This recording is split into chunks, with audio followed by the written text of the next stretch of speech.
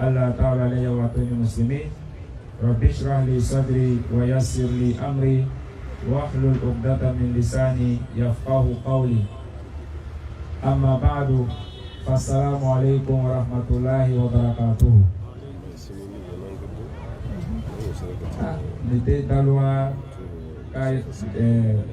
kulikan jabi tuwede ana dalwa milon afana dalwa milon nite afulikan jabi tuwede mese yaka assalamu alaikum wa rahmatullahi wa barakatuh.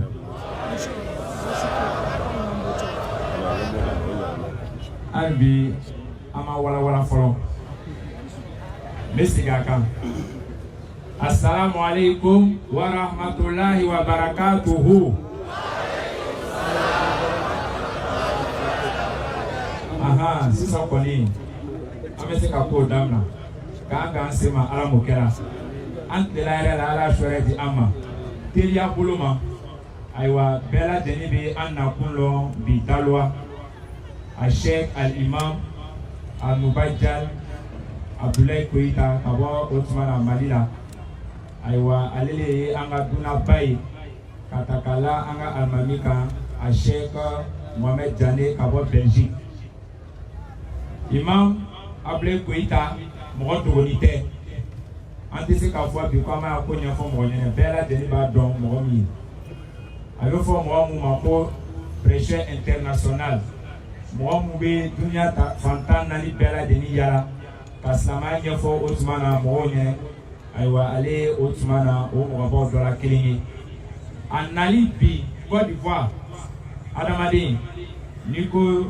John Kunati ba fo sababu nyuma asababu nyuma oye anga nyomo ba fly mo flabe anga nyomo de do odu le kela sababu ye ka Imam Abdoulaye Koita lasi ama abe sanchama bo ama yela réseau ka ama yela Suna TV la ama yela chife chamana abe kuma kan abe ama waju ko la mina atuka danye anya ye ka lo mo mino angere ka essayer plusieurs fois ma se ka la soro mo chama ka essayer mo mo kela sababu ye na me do ke o ye shini kenyala aywa amo folo o le anga karamote Imam Mohamed Jane ka bo Belgique ale ale sini friend ye aywa Imam Abdoulaye Koita kinya fala aflana ale kona ale te ramola ale anga arabuche wa mama to abute a Sheikh Mamadou Jara aywa arabu kele me banchema aywa oduli kala sababu ye ka Othman Imam Abdoulaye Koita lasi amma ka Othman ko no ya ala mokela améliorons maintenant iko bi 600 dalwa. Nous sommes à la 7e étape ça le chef kadam na Abidjan kawa Abidjan. Deuxième étape Korobo Kachola Boaké envola entre la Boaflé entre la main en boitant le man si ça canacé on fait en dalwa inchallah na envola ya pour un be donc dalwa et Othman à 7e étape ya yoro wolo blana asla yoro mina tenere la bunya shama kera anute na mien kumala kasi ka programme ti aw madron ka na ba bela jerifo itoni jamuna ka anga chokroba ufo ka anga autorité ufo ka anga almamu ufo keren buluma ka dalwa sigi ba bela jerifo aw ni che aw yereye ala ka ni koni ka nafati ama dunya ani lara ala mo keranye olani ni sira yorola mena kuma di wa Imam Mohamed Jane ma ale bena programme to di ka soka kuma di shekuma inshallah hadha wa billahi tawfiq wassalamu alaikum wa rahmatullahi wa barakatuh. Alaikum assalam wa rahmatullahi shukran lakum. Alhamdulillahi rabbil alamin. الحمد لله الذي كتب الوجود لباقيه وكتب الفناء على جميع خلقه نحمده حمدا يدوم ما دام السماوات والأرض. السلام عليكم ورحمة الله وبركاته. الحمد لله نيني على طلب بلبلي دلوا سكونا يمبي. Alhamdulillah ni yokun maruni la sigini masa Allah Ta'ala. Alhamdulillah dalwa ka uyanata tunyana dalwa yɛrɛ tun ma bila programme na mais Allahu Taala kitila la ka dalwa bila programme na ni nin bɛ ko yira nin bɛ dalwakaw ka silamɛya de yira ni nin bɛ ko yira nin bɛ dalwakaw ka kanu de yira nin fana ye nisɔndiya belebele ye k'a bɔ an yɔrɔ k'a lase dalwakaw ma an bɛ foli lase an faw an'an karamɔgɔw ani an baw minnu bɛ kɔfɛ an bɛ aw fo foli la dan tɛ foli min na aw y'a dɔn k'a fɔ nin kɛnɛ sika t'a la kira y'a fɔ an ye a ka hadisa seliman kɔnɔ sallallahu alaihi wa sallam mɛlɛkaw sigilen bɛ n'an ye nin kɛnɛ kan sika t'a la wallahi mɛlɛkaw bɛ n'an ye mɛlɛka dɔw bɛ Allahu Taala bolo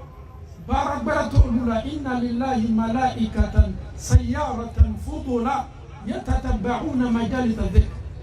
olu bɛ taama dugukolo kɔ kan k'a lajɛ wajibili kɛnɛw bɛ fan jumɛn ala kofɔw bɛ fan jumɛn mɛlɛkaw bɛ na ka na sigi n'an ye o kulo bɛ an na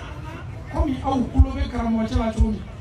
min kabako ka bon ni nin bɛɛ ye ni anw bɔla yan an bɛ taa an ka so kɔnɔ mais mɛlɛkaw bɛ taa Allahu Taala de fɛ yen komi n'u tɛmɛna yan kumakan minnu fɔla maa o maa tun bɛ nin kɛnɛ kan mɛlɛkaw bɛ taa k'a bɛɛ lase Allahu Taala ma kuma lasurunya bolo ma Ala b'a fɔ mɛlɛkaw ye k'a yafala jama nin bɛɛ ma bi an ye tulumutaw de ye sigi min kɛtɔ bi lamɛnni min kɛtɔ bi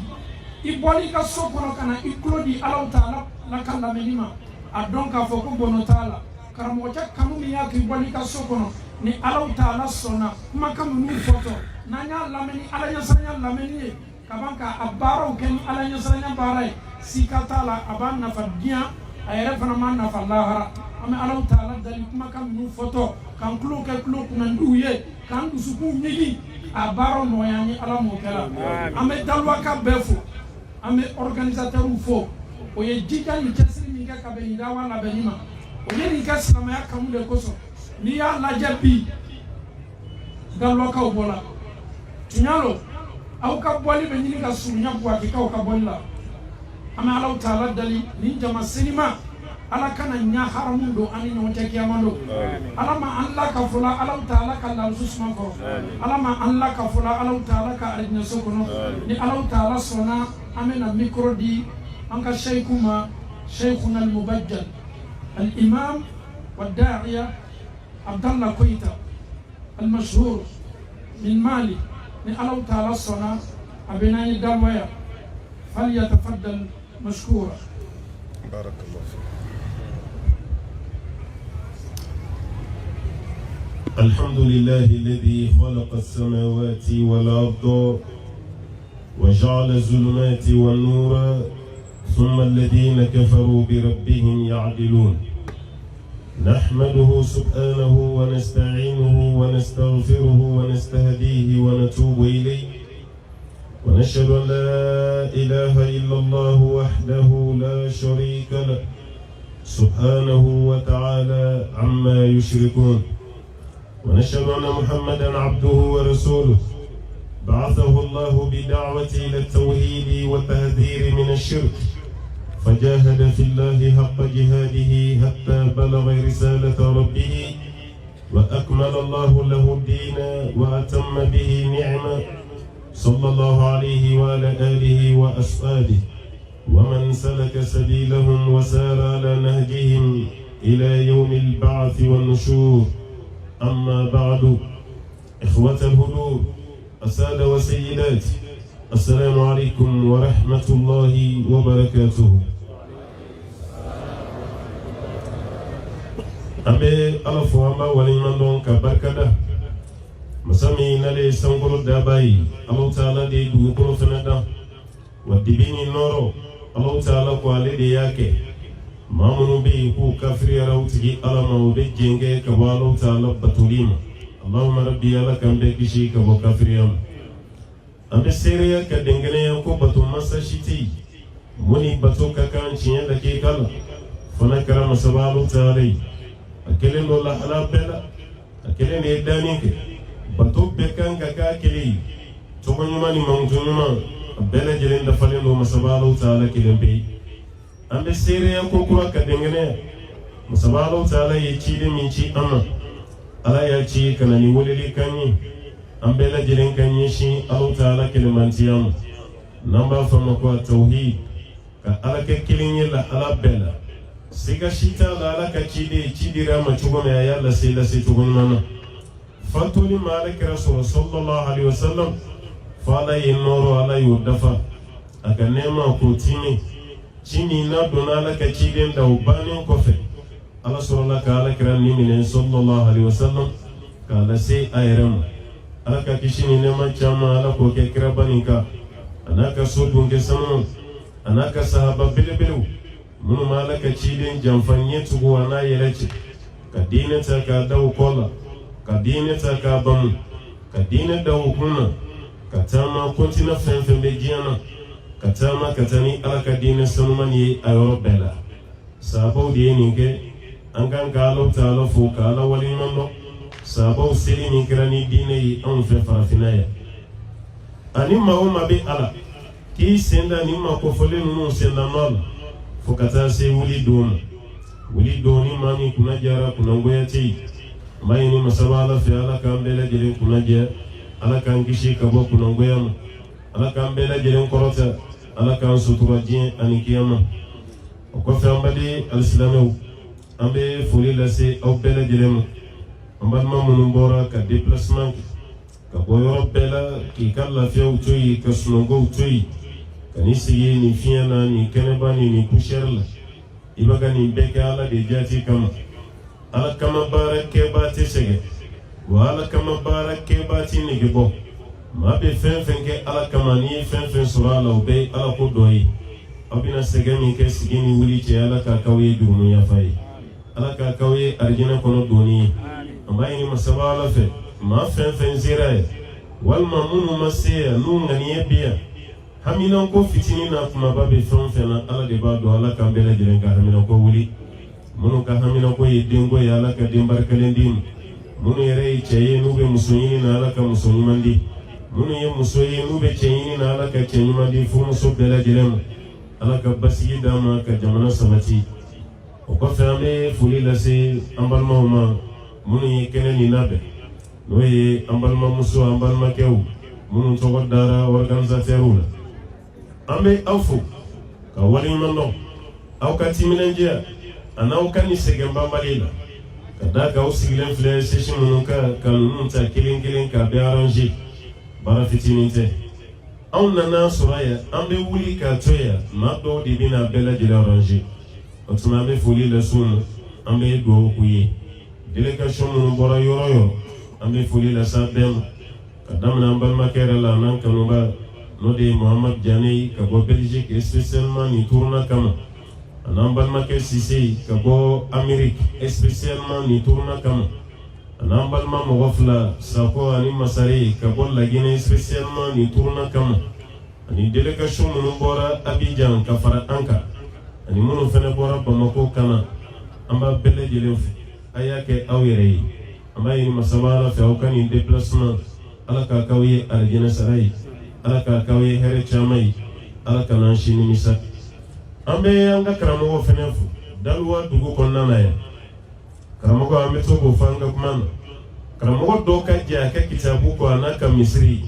kanisi gi kibe wajulu kala dolame ika ira majigine note wajulu kala ni tuna kuro fo e mu fo ka ko abina se go doron bede ma dola ira ta fo chuko bina nyana tai otuma aw yo ira majigi minke ala jati kama fo ibini sigi fiena ni nene eguntina kuma kurame fona ni hakiliji yo era madini gamba ni ala fa ala kanisa ra ka era madini o ko fa anga autoroto biya ansigile nyabe monsieur le maire la ananga honorable ande fuli la sawma ambe do ke awye au ka déplacement ni frère population hakiliji ko sobe kada ka no autorité ni population kere la nyogona hakiliji be au ka déplacement ambe au fo ka wali mando ko barkada kayini ala fi ala kabla au kan ma mizanina ambe go ka anga chakrobai an kanu babu na Allah taala ya miniji doya no da docteur Mustafa Si ayan kan kasuranya madanyo an ka kasigi na fa sigile fe tugo minat anya kanu anga nywani me femi kadi alayi ala go de ke ala ko ni ale wele ya tara ala ka wele di jabi an ba ko ya ambe go ke chakrobai ala ka ya fam ala ka dawro nema ini masaba ala fe ala ka rejina mubai ade mun tora ko amai ala fe ala ka barka dola ala ku teme che korobala kadaka ni fai dinda nan tora te kuma dola du barka be bambiru ngani den kura fala wal mani de fada ode here hanno mandi che koroba chamai an kamali bamananga nambafu kala ka femboila mun kafsani ni den sarani modin kafsani de kuma usa kafsani modin fanai du barka be continuer di atejigi mais ni faw sarani de den fana kafsani modin kafsani kuma samai talinya ka du to rebe joshi ka bo histoire la ala kambere jere kishi ka bo ko fa me do anga walanda ambal mo yimu ni anfe ode walanda yimu ka gelen ka time walanda beka darsu mi namina flafala ale de nyini do slamet befe ma kilin bele jelen kan ka do bal islamia ireti fokata sur ale de ka ke folo namba famo ko tauhid ka ala ke kilini la hala bela ka ala ke kilini kuma kan ka ala ke kilini ke walela ka ala ke kilini duskuna sirila ni tauhidu yije mbalma ke mbalma muso ika islamia shitelaje fam min be nyina da madin fe fore ka ala do kiri iki jigi dala ika na fewere bato ika boni ika sayace ni alati ni dore bato mun sai alai ta ciye isoro وما أمروا إلا ليعبدوا الله مخلصين له الدين ala ko amay marali ken foyi ni mawla fukale ala kilim pidi krenkreni batoy nanye fewre baton salay ta ciendo de wa jurmun ka boni jurmun beyi odi ka dore bato ka faala inna allah la yaghfiru an yushraka bi ala ko alati ya fafiu dore ka bato ka faale ala oni mami makata wiru mai hal ni selila hal ni sunna hal ni jagabo hal ni tarahi la shinye jama ikabara bele dilembe daji ala ye kangar da kiraw ye femina nu ye dore fadale ala ka batola kale ala bu kabara bele dilinchi ku fara ma boneleo dan femi kada ala ye katime dan fem be ka we kira muhammadu sallallahu alaihi wasallam mi ala ye kangar dai ni ye dore bato ka farani ala ka bi ka bato bele dilinchi wala takunanna min al khasirin o ko fe be kla ka fara mo boneleo balillaha fa'bud Allah ta'ala ko ikanka ala kilim pidi nyini kabat an ko anga mali bamanangan furu kuba bimba na ye furu yiri tige damne yiri jukuma bawla fitinu ba do ko turu masuma no to titui ala yi kuma damne ala ka cidi ne la sallallahu alaihi wasallam ala ke kili ikadinye katime dan fembe me kanita ikajianya fe ni dore bato kafara alaka bika bara beci ni ala mangai muhammadu yare sallallahu alaihi wasallam fama baluka ant ekalla halabe jumai ete kiraye tin nabi mai wayu te dige wayu be dige mun ka ala ko no ye dore faralika baka bara beci bayra nganjan to de nan kara mushriku ye bara bele de ni anganjan nan ye dore batso ka fara alaka o de ta ci khasra dunya wal akhirah dhalika huwa al khusran al mubin aramadin takacin jiyana ki tacin kiyama tacin min kofe o de sofla tacin tauhidu ayan yini akabara bela nala yi ke gouvernement barakela yi ke muwahidu yi ikala ke kili kani jigi da fenre kale foi mi sey ni alate iselen kofe ni jigi da fenre ka ini alabe kelela nala yi ke commerce yi jigi da ala kelenka gardiga te foi pour fona kala alay ni kala kala den fenay examen wati sera kana ta yoroshi kina na demeyin ire ka sirjite ka jofla siri ka ko be di alama iki jija ire ala ka deme be so iso ngani fewere nyagami ka kurukuru ka muso ka doglu ka domu ka dosiri e ka saki toti ala ye kangara min dambal make be do akono de inna allaha la yaghfiru an yushraka bi ala ko ati ya fafiu dore ka bato ka farali alaka ala yanda anga ke tawhidu mai ala yanda anga yoroma jenya ka bo flanga fuyam o tawhiduni nimma fen fe jigi da alaka ni kara commerçant ki jigi da alaka ikara homme politique ki jigi da alaka iye homme d'affaires bi ki jigi da alaka iye élève walma étudiant ni kɛra fɛn o fɛn ye n'i jigi da ala kan tawhidu sira fɛ nafa damadɔ bɛ yen ala b'a d'i ma mɛ ni m'i jigi da ala kan tɔɔrɔ dɔ fɛnɛ bɛ yen i bɛ n'o tɔɔrɔ sɔrɔ nka n'i ye ko bɛɛ kɛ ala ta ye wallahi nafa dɔ bɛ yen ala b'o d'i ma hali ni mɔgɔw ɲɛ t'a sɛbɛnni na i tɛ na o b'a yɛrɛ tawhidu nafa fɔlɔ min b'a la o de ye tahriru al-insani min al-ubudiyyati wal-khudu'i li ghayri Allah maa o maa n'i kɛra tawhidu maa ye ala b'i kan hɔrɔnya ka bɔ adamadenw ka jɔnya la ala b'i kan hɔrɔnya yɛrɛmajigi ni yɛrɛmasolo min bɛ kɛ ala tana ye e bɛ kisi ka bɔ a ma ka d'a kan i kɛra tawhidu ye mɛ maa dɔ bɛ yen ale tɛ kɛ ala ka jɔn ye dɛ ale bɛ kɛ adamaden dɔ de ka jɔn ye yan'a ka ala bato a tɛ ala bato dɛ a bɛ adamaden dɔ de bato yan'a ka ala ka barika ɲini a t'o kɛ dɛ adamaden dɔ de ka barika bɛ ɲini o kɔrɔ tɛ ko barika ɲini ye haramu ye ayi mɛ barika ɲini cogo de b'a la o ɲinitɔ la ka na adamaden bila ala pilasi la o de bɛ ala dimi hali kira min ka di ni ala ye ka tɛmɛ danfɛn bɛɛ kan ala kira tɛ bato o ala kira bɛ kanu an bɛ tugu a kɔ mɛ ala kira tɛ bato dɛ ala de bɛ bato f'an k'o de faamu o b'a yɛrɛ k'a fɔ ala kelen pe de ni bato ka kan mɛ n'an ye fɛn wɛrɛ di bato ka fara ala kan tuma dɔ la o de ye adamaden kɛlen ye jɔn ye ala kira delila k'i ɲɛsin alikaba ma don dɔ sallallahu alaihi wa sallam a ko alikaba so si tɛ dugukolo sanfɛ mun ka di ala ye ka tɛmɛ e kan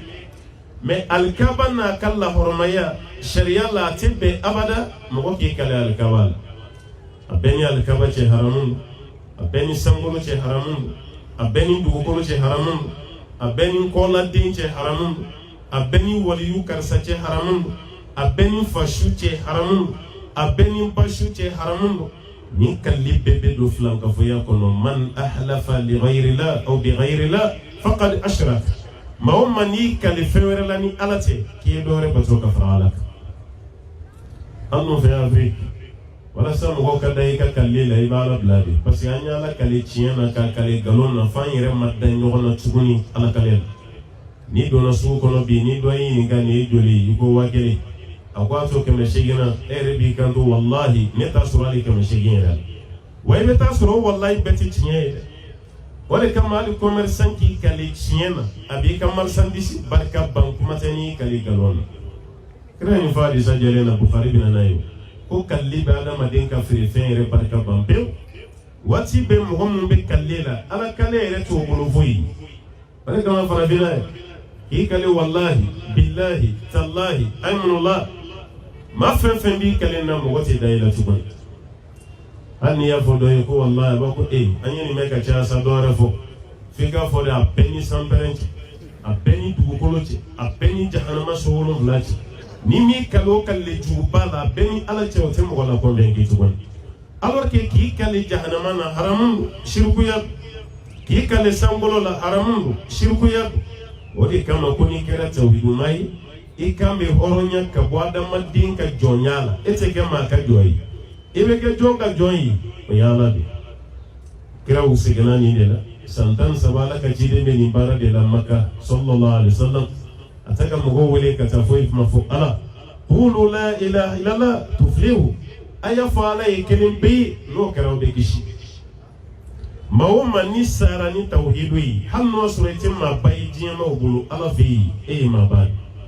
nka diɲɛmaw mana mɔgɔ bonya cogo o cogo n'i kɛra mushriku ye i sa dɔ ye ni ala man di ye wa i taa yɔrɔ ye jahanama ye dɛ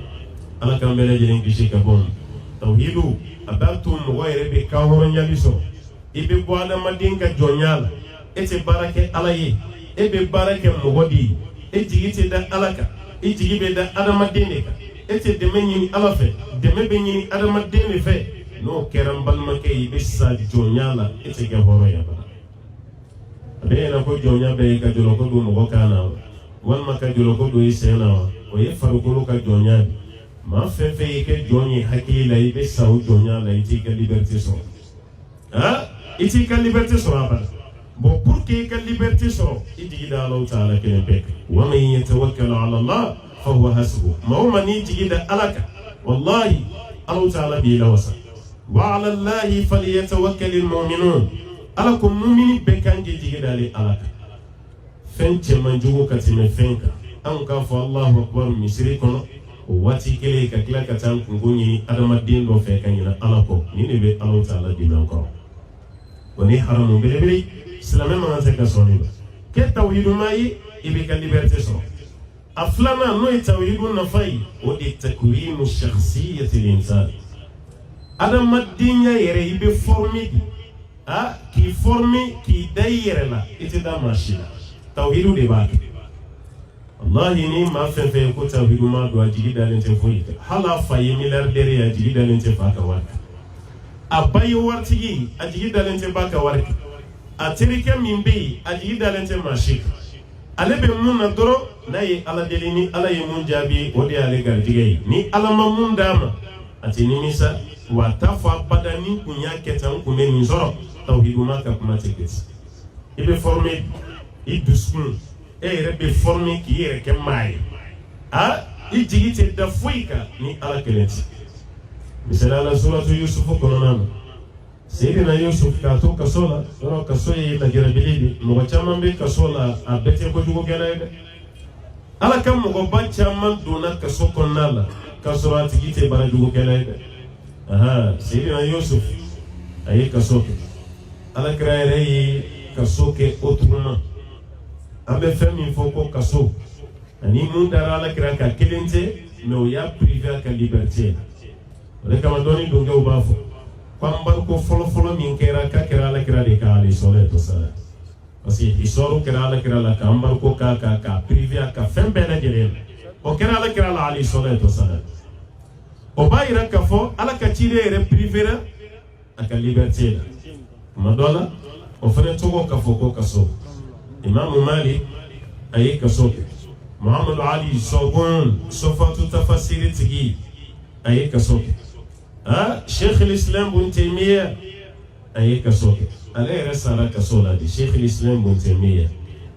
ka don kaso la Albani ninnu bɛɛ ye kaso kɛ ka tɛmɛ o Sheikh al-Islam donna kaso la jamana min na dɛ Muhammad Nasiruddin Albani donna kaso la o jamana kelen na siɲɛ 2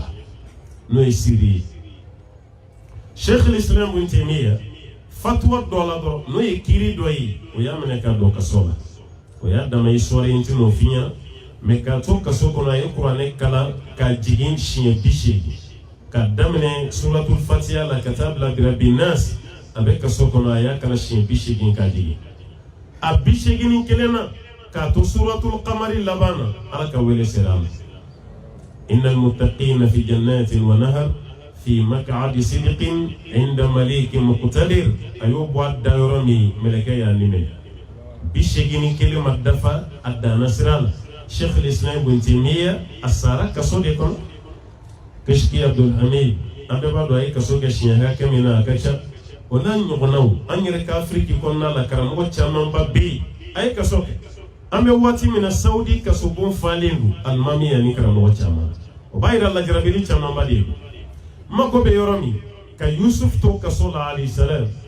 maa 2 tun bɛ kaso kɔnɔ olu ye kaso kɔnɔden ye takwinu shakhsiya mako b'o yɔrɔ de la o maa 2 sugora u nana Yusuf de ɲininka kelen dɔ ni sugora k'ale b'a ka gulɔ servi a ka masakɛ la b'a ka gulɔ di masakɛ ma a y'o ye sugo la dɔ ni sugora ale ɲɛ bɛ buru dɔ la kunna kɔnɔw b'a k'a dun u nana Yusuf ɲininka sugo nin kɔrɔ la yanni Yusuf ka sugo kɔrɔ fɔ a y'o ɲɛsin tahudi de ma fɔlɔ a y'u bila o ka Ala kɛ kelen ye a ko ya sahibay sijn a arbabun mutafarriqun khayrun am Allahu al-wahidul qahhar a ko aw kaso kɔnɔdenw yala Ala mun farafaralen ka Ala tila ni mago bɛ sanji la o Ala bɛ yen garijɛgɛ o Ala bɛ yen i bɛ fɛ ka furu kɛ o Ala bɛ yen i bɛ fɛ ka voyager o Alaw bɛ yen u farafaralen o yala o de ka kan wa walima Ala min ye kelen ye ni dɔ wɛrɛ ti bato ka fara Ala kan ko de ka ɲi o b'a yira ne ye ɲininkali kɛ mun na m'u jaabi directement a y'u bɛɛ kɛ tawhiduma de u yɛrɛ ka da u yɛrɛ la fɔlɔ an mako b'o de la o de ye takwinu shakhsiya ye ka adamaden yɛrɛ labɛn fɔlɔ hatta Seydina Luqman alayhi salam a kɛtɔ la k'a den bilasira a ye nin de k'a la takwinu shakhsi a ye nin de kɛ den na a den yɛrɛ ka da yɛrɛ la fɔlɔ k'a ye cɛ ye ni tawhidu ye o de kama Ala yɛrɛ ye Luqmanu a y'a tanu wa idh qala Luqmanu libnihi wa huwa ya'iduhu ya bunayya la tushrik billah inna shirka la zulmun 'azim. Ala ko waati min na Luqmana ba k'a den nadi a ye fɛn fɔlɔ jumɛn f'a ye a ko n den kana dɔ wɛrɛ bato ka fara Ala kan dɛ ko filankafɔya ye jurumuna ko ye yɛrɛ tɔɲɔ don mun n'a barika ka bon o b'a yira n'an b'an denw bilasira k'u ladabu k'u jogo ɲuman ɲa a ye tawhidu de fɔ den ye fɔlɔ hali i den san 7 ɲɛ t'a la kitabu dɔ tun bɛ kalan kilasiw kɔnɔ an tɛ Côte d'Ivoire dɔn n t'a dɔn n'a tun bɛ kalan madrasa la ye kitabu fitinin don ko ana muslimun saghir tun bɛ yan dɛ voilà a bɛɛ lajɛlen a daminɛ bɛɛ ye tawhidu de ye o atalan alhamdulillah a bɛɛ ye tawhidu kuma de muslimun saghir a bɛɛ o b'a yira k'a fɔ n'i ye den kalan k'a dɔn ko Ala bɛ yen Ala de b'i la dumuni Ala de b'i lami Ala den bɛ kɔrɔbaya n'a ye nka bi i bɛ mɔgɔ dɔ ye baliko don sijɛ don mɛ o bɛɛ lajɛlen na ta ale t'a ka ko di Ala ma a dalen bɛ fɛn wɛrɛ la kɛrɛfɛ ta di Ala o de kama dɔw yɛrɛ bɛ tuubi ka bɔ jobato la ka bɔ kafiriya la ka kɛ silamɛ ye mɛ a n'a ka fɛn ninnu de bɛ tuubi ɲɔgɔn fɛ a tɛ jɛ a ka fɛnw kɔ dɛ silamɛ don mɛ n'aw ye ɲɛdɔnna k'a la a b'aw hakili jigin a ka kɔrɔlen na i b'o cɛkɔrɔba kelen kelenw mankan mɛn hali misiri la ni kow gɛlɛyara a bɛ wuli k'i jɔ ko he a ye sabali koyi foronto bɔrɔ kɔrɔ o kɔrɔ ti sota bɛ sɔrɔ a kɔnɔ dɛ o kɔrɔ nin y'a bilatɔla ye a filanin de bɛ de la o kɔrɔ n'aw m'aw janto misiri kɔnɔ seli ma ne kɛ silamɛ ye fɔlɔ dɛ ne ka kɔrɔlenw bɛ yen ma ɲinɛ a kɔ dɛ o misiri kɔnɔ maa camanba de bɛ yen a bɛ silamɛya la misiri kɔnɔ mɛ kɔrɔlenw b'a bolo halisa i ka tawhidu ma ɲi dɛ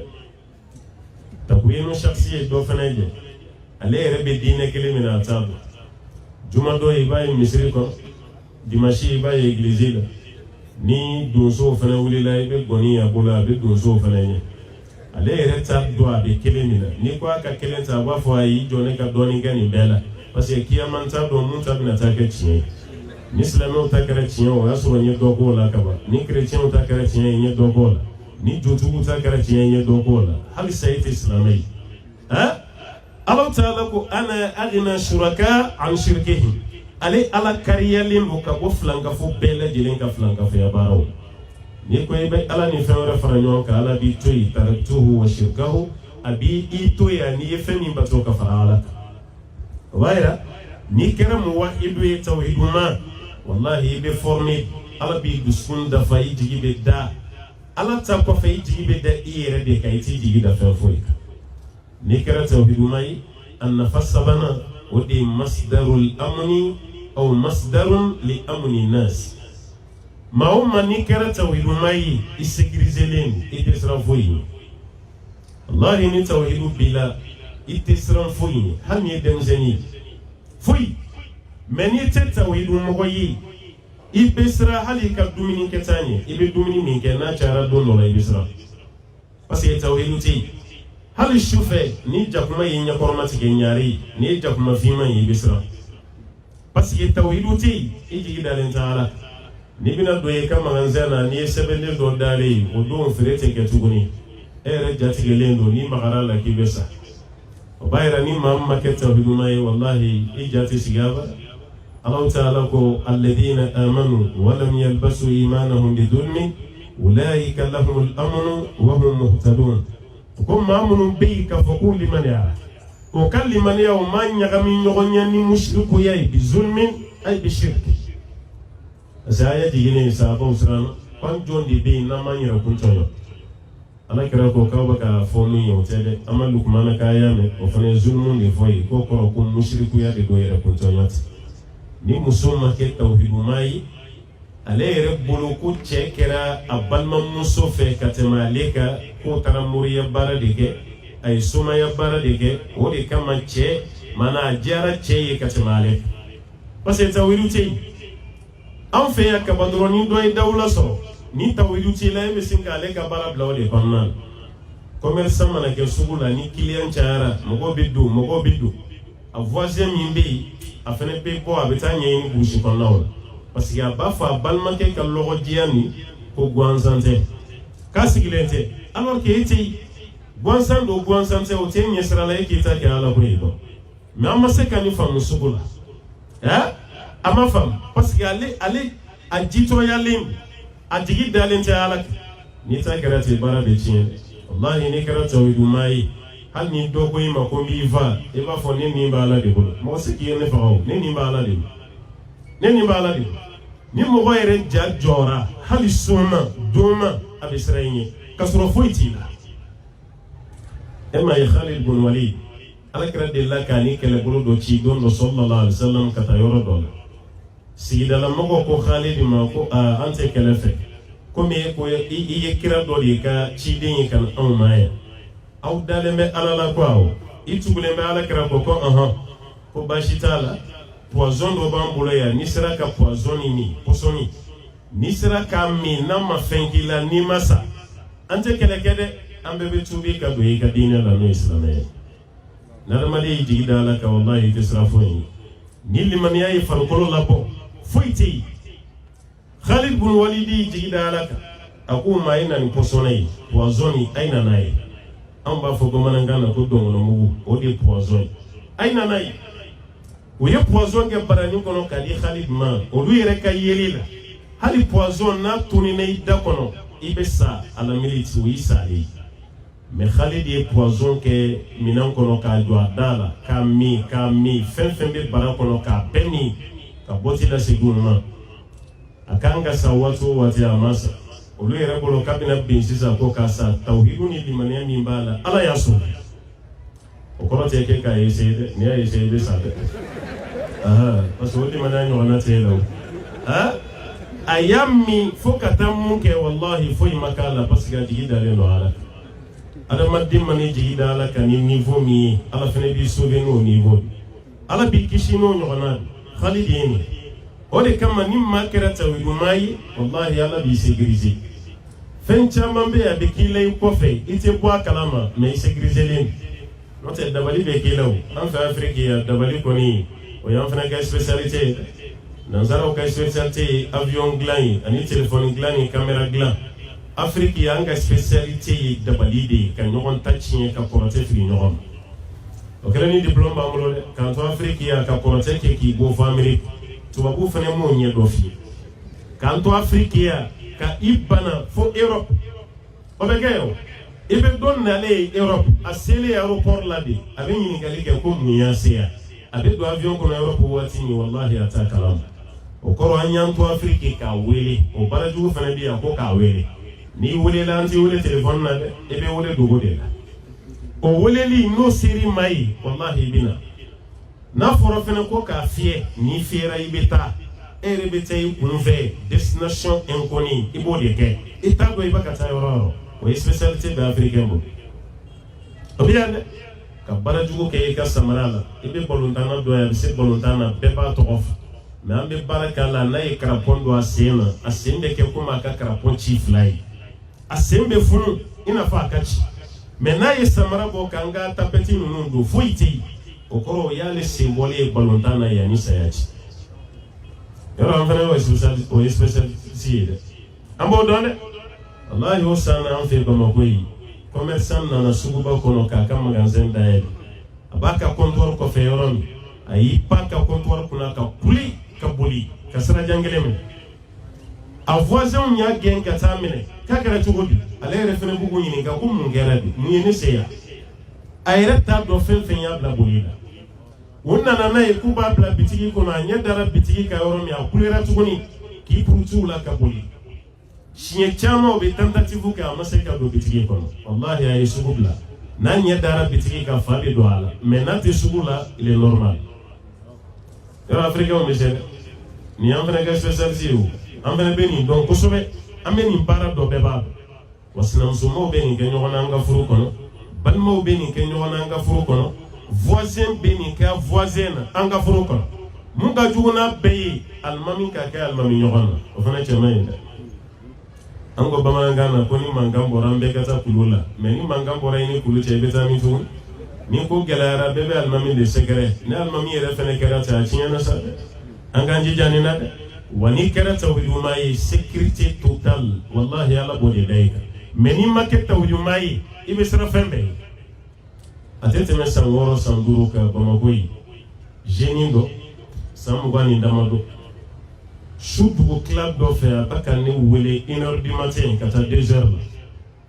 téléphone bɛ kasi ne b'a faga a bɛ tila ka segin a kan n b'a faga n bɛ appel coupé a bɛ segin a kan ne yɛrɛ ɲɛ b'a la sa a bɛ kɛ insister n ye ne sɔrɔ kibaruya ba dɔ bɛ yen i jɔ n ka téléphone décroché su dugu tila ka daminɛ 1h la ka taa 2h la a kɛra o waati ne y'a décroché a ko n ma ko allo n ko bisimila ko ko i t'a dɔn n ko ko i t'a dɔn ko ni ma ɲa ne ma ne ma se ka sunɔgɔ n ko mun bɛ yen bagan min b'aw fɛ yen an b'a fɔ a ma ko sotarama aw ka voiture transporteur in voilà Bamako yen an b'a wele ko sotarama k'ale ni dɔ ye ɲɔgɔn sɔrɔ sotarama kɔnɔ bi olu cira ɲɔgɔn na ko tigi ko ale tɛ si ko yanni dugu ka jɛ k'ale bɛ sa bon k'ale bɛ ka ne wele de n'o sɔrɔ ale bɛna sa k'ale bɛ ka ne wele n'o sɔrɔ a bɛ sa i m'a ye sa a tigi dalen tɛ ala kan cɛ y'a bagabagali min kɛ mobili kɔnɔ dɛ a sirannen bɛɛ filɛ nin fɛn ma kɛ ne yɛrɛ e bɛ ne wele ka n da don kuma la ko n'o sɔrɔ e bɛ sa ni tɛ sa n ye dan i ka sunɔgɔ i tɛ sa ne bɛ sa cogo di ale bɛ se k'e faga mais a yɛrɛ b'a dɔn a bɛ sa o ni cɛ kɔni tɛna faga mais a bɛna sa mais an y'a hakili sigi n k'i tɛ sa bon nin bɛɛ ye ni tawhidu manque ye mɔgɔ sɔrɔ i tɛ da foyi la maana i tɛ da ala la i jigi dalen bɛ fɛn bɛɛ de kan a y'aw jigi da ala kan dɛ walahi n'i jigi da ala kan i tɛ siran foyi ye wa fɛn min bɛ mɔgɔ kisi o de ye tawhidu ye ala a naaninan a tawhid masdarun li quwwati nafs ni maa kɛra tawhidu maa ye wallahi ala bɛ force dɔ de d'i ma i ni bɛ renforcer ala bɛ fanga don i ni na o kɔrɔ ye mun ye hali an ka den dilantɔ la an ye den kɛ tawhidu maa ye ala b'a dɛmɛ i bɛ denmisɛnnin caman ye a kɛlen don fugari ye a tɛ baara kɛ a tɛ ɲɛbɔ fa fɛ a tɛ keleya quoi wallahi keleya bɛ neutraliser ka bɔ a dusukun na tawhidu kɛ manque de b'a la tawhidu manque de b'a la n'a kɛra tawhidu maa ye nin bɛɛ bɛ ban a kɛra gulɔmina ye a bɛ jɛnɛya kɛ a bɛ mɔgɔw tirer a bɛ suɲɛli tawhidu de tɛ yen ni tawhidu yɛrɛ ye a tɛ nin si kɛ o de ye ka adamaden renforcer i kɔnɔna na o de kama ale kɛra ko Abdullahi ibn Abbas ma alayhi salatu wassalam a ko n'i bɛ deli kɛ wa iza sa'alta fas'alillah n'i bɛ deli kɛ ala de wa iza sta'anta fasta'in billah n'i bɛ dɛmɛ ɲini ala kelen bɛ fɛ nin de ka ɲi i ka ala deli i k'i jigi da ala kan k'i to ala deli la ka sababu fɛnɛ ta n'o ye baara ye ala b'i sɔn mais e tɛ ala deli sababu tɛ e la e ko ten ko ala k'i sɔn Umar ibn Khattab ko tɛ kɛ dɛ fa inna as-samaa la tumtiru dhahaban wala fidda sanu tɛ jigi ka bɔ sanfɛ warijɛ tɛ jigi ka bɔ sanfɛ i bɛ sababu de lamaga ala bɛ sɔrɔ k'i garijɛgɛ fɔ ni denmisɛnninw ye nin faamu denmisɛnnin kelen tɛ kɛ fugari ye mais an de fɛ Afiriki ya i b'a ye kamalen kɔrɔ san 35 san 40 hali sa fa de jɔlen bɛ n'a ye walima a ba ni ma an tɛ ka kɛ o nansara jamana ka nin tɛ o 18 ans dɔrɔn a banna i bɛ kɛ majeur e yɛrɛ de ka fɛn bɛɛ k'i yɛrɛ ye hali arabu fɛ yen o b'a kɛ n'i sera furu ma dɔrɔn arabu cɛkɔrɔba b'a yɔrɔ dɔ dilan ni se b'a ye a bɛ yɔrɔ dɔ dilan i ni muso de ta ye i bɛ bɔ ale kan a b'a fɔ ko du tɛ ɲɛ du kɔnɔ arabu min ka famille bɛ ɲɔgɔn kan kelen kelen n'o tɛ a bɛɛ bɛ den ninnu labɔ bɛɛ ka t'i yɛrɛ ta a bɛ dusu de den kɔnɔ mais an fɛ Afiriki ya solidarité min bɛ yan ni intimité minnu bɛ yan tuma dɔ la o b'a kɛ an bɛ den to an kan fo san 25 san 30 san 35 bon yanni den ka kɛ cɛ ye a ka kɛ kamalenkɔrɔ ye an yɛrɛ bɛ den dɛmɛ fugariya de la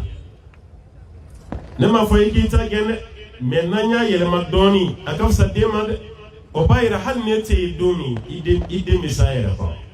mais n'i den kalan fa bɛ yen den yɛrɛ k'i jigi da fa kan wallahi den min bɛ dusu ta a la a man ca wa ko baara ɲuman ye fɛn min ye o ye tawhidu de i k'i jigi da ala kan wa ka da kan e renforcera l'intérieurement o b'a yira k'a fɔ ko barika donn'i la hali n'i fa tɛ yen n b'a kɛ cogo di o tɛ kɛ o n'o tɛ fa dɔ bɛ yen n'a sara denw tɛ se k'ale fa ka du ta dɛ fa sara ka du min fana to o b'o de fɛ o den dɔ bɛ yen fa y'a a baara ka da yan i jɔ ne fana k'a la tɛmɛ ye ayi fa sara ka mun to a bolo a tɛ se k'alo yɛrɛ la ɲɛ o tɛ développer o bɛ tiɲɛ bolo f'a bɛ tila k'a bɛɛ feere a bɛɛ bɛ gaspiller parce que fa m'a lamɔ sɛbɛ sira kan fa sara waati min a jigi dalen de tora fa kan fa sara ale yɛrɛ t'a dɔn a bɛ fa yɛrɛ dɛmɛ cogo min ka fa bolo bɔ o fana ma ɲɛ ale bolo bon tawhidu de bɛ den yɛrɛ kɛ mɔgɔ jɔlen i ka da i yɛrɛ la i t'i jigi da maa kan a duurunan ni a laban a tawhid asasul ikha'i wal musawat tawhid ka balimaya yɛrɛ lili ko o tise ko o siri an ni ɲɔgɔn cɛ foyi man teliya la ka tɛmɛ tawhidu kan ni tawhidu mɔgɔ ye ɲɔgɔn ye wallahi karisa e variant ye malien walima e burkinabé ye o tɛ ye o i ye silamɛ ye silamɛya banna balimaya nana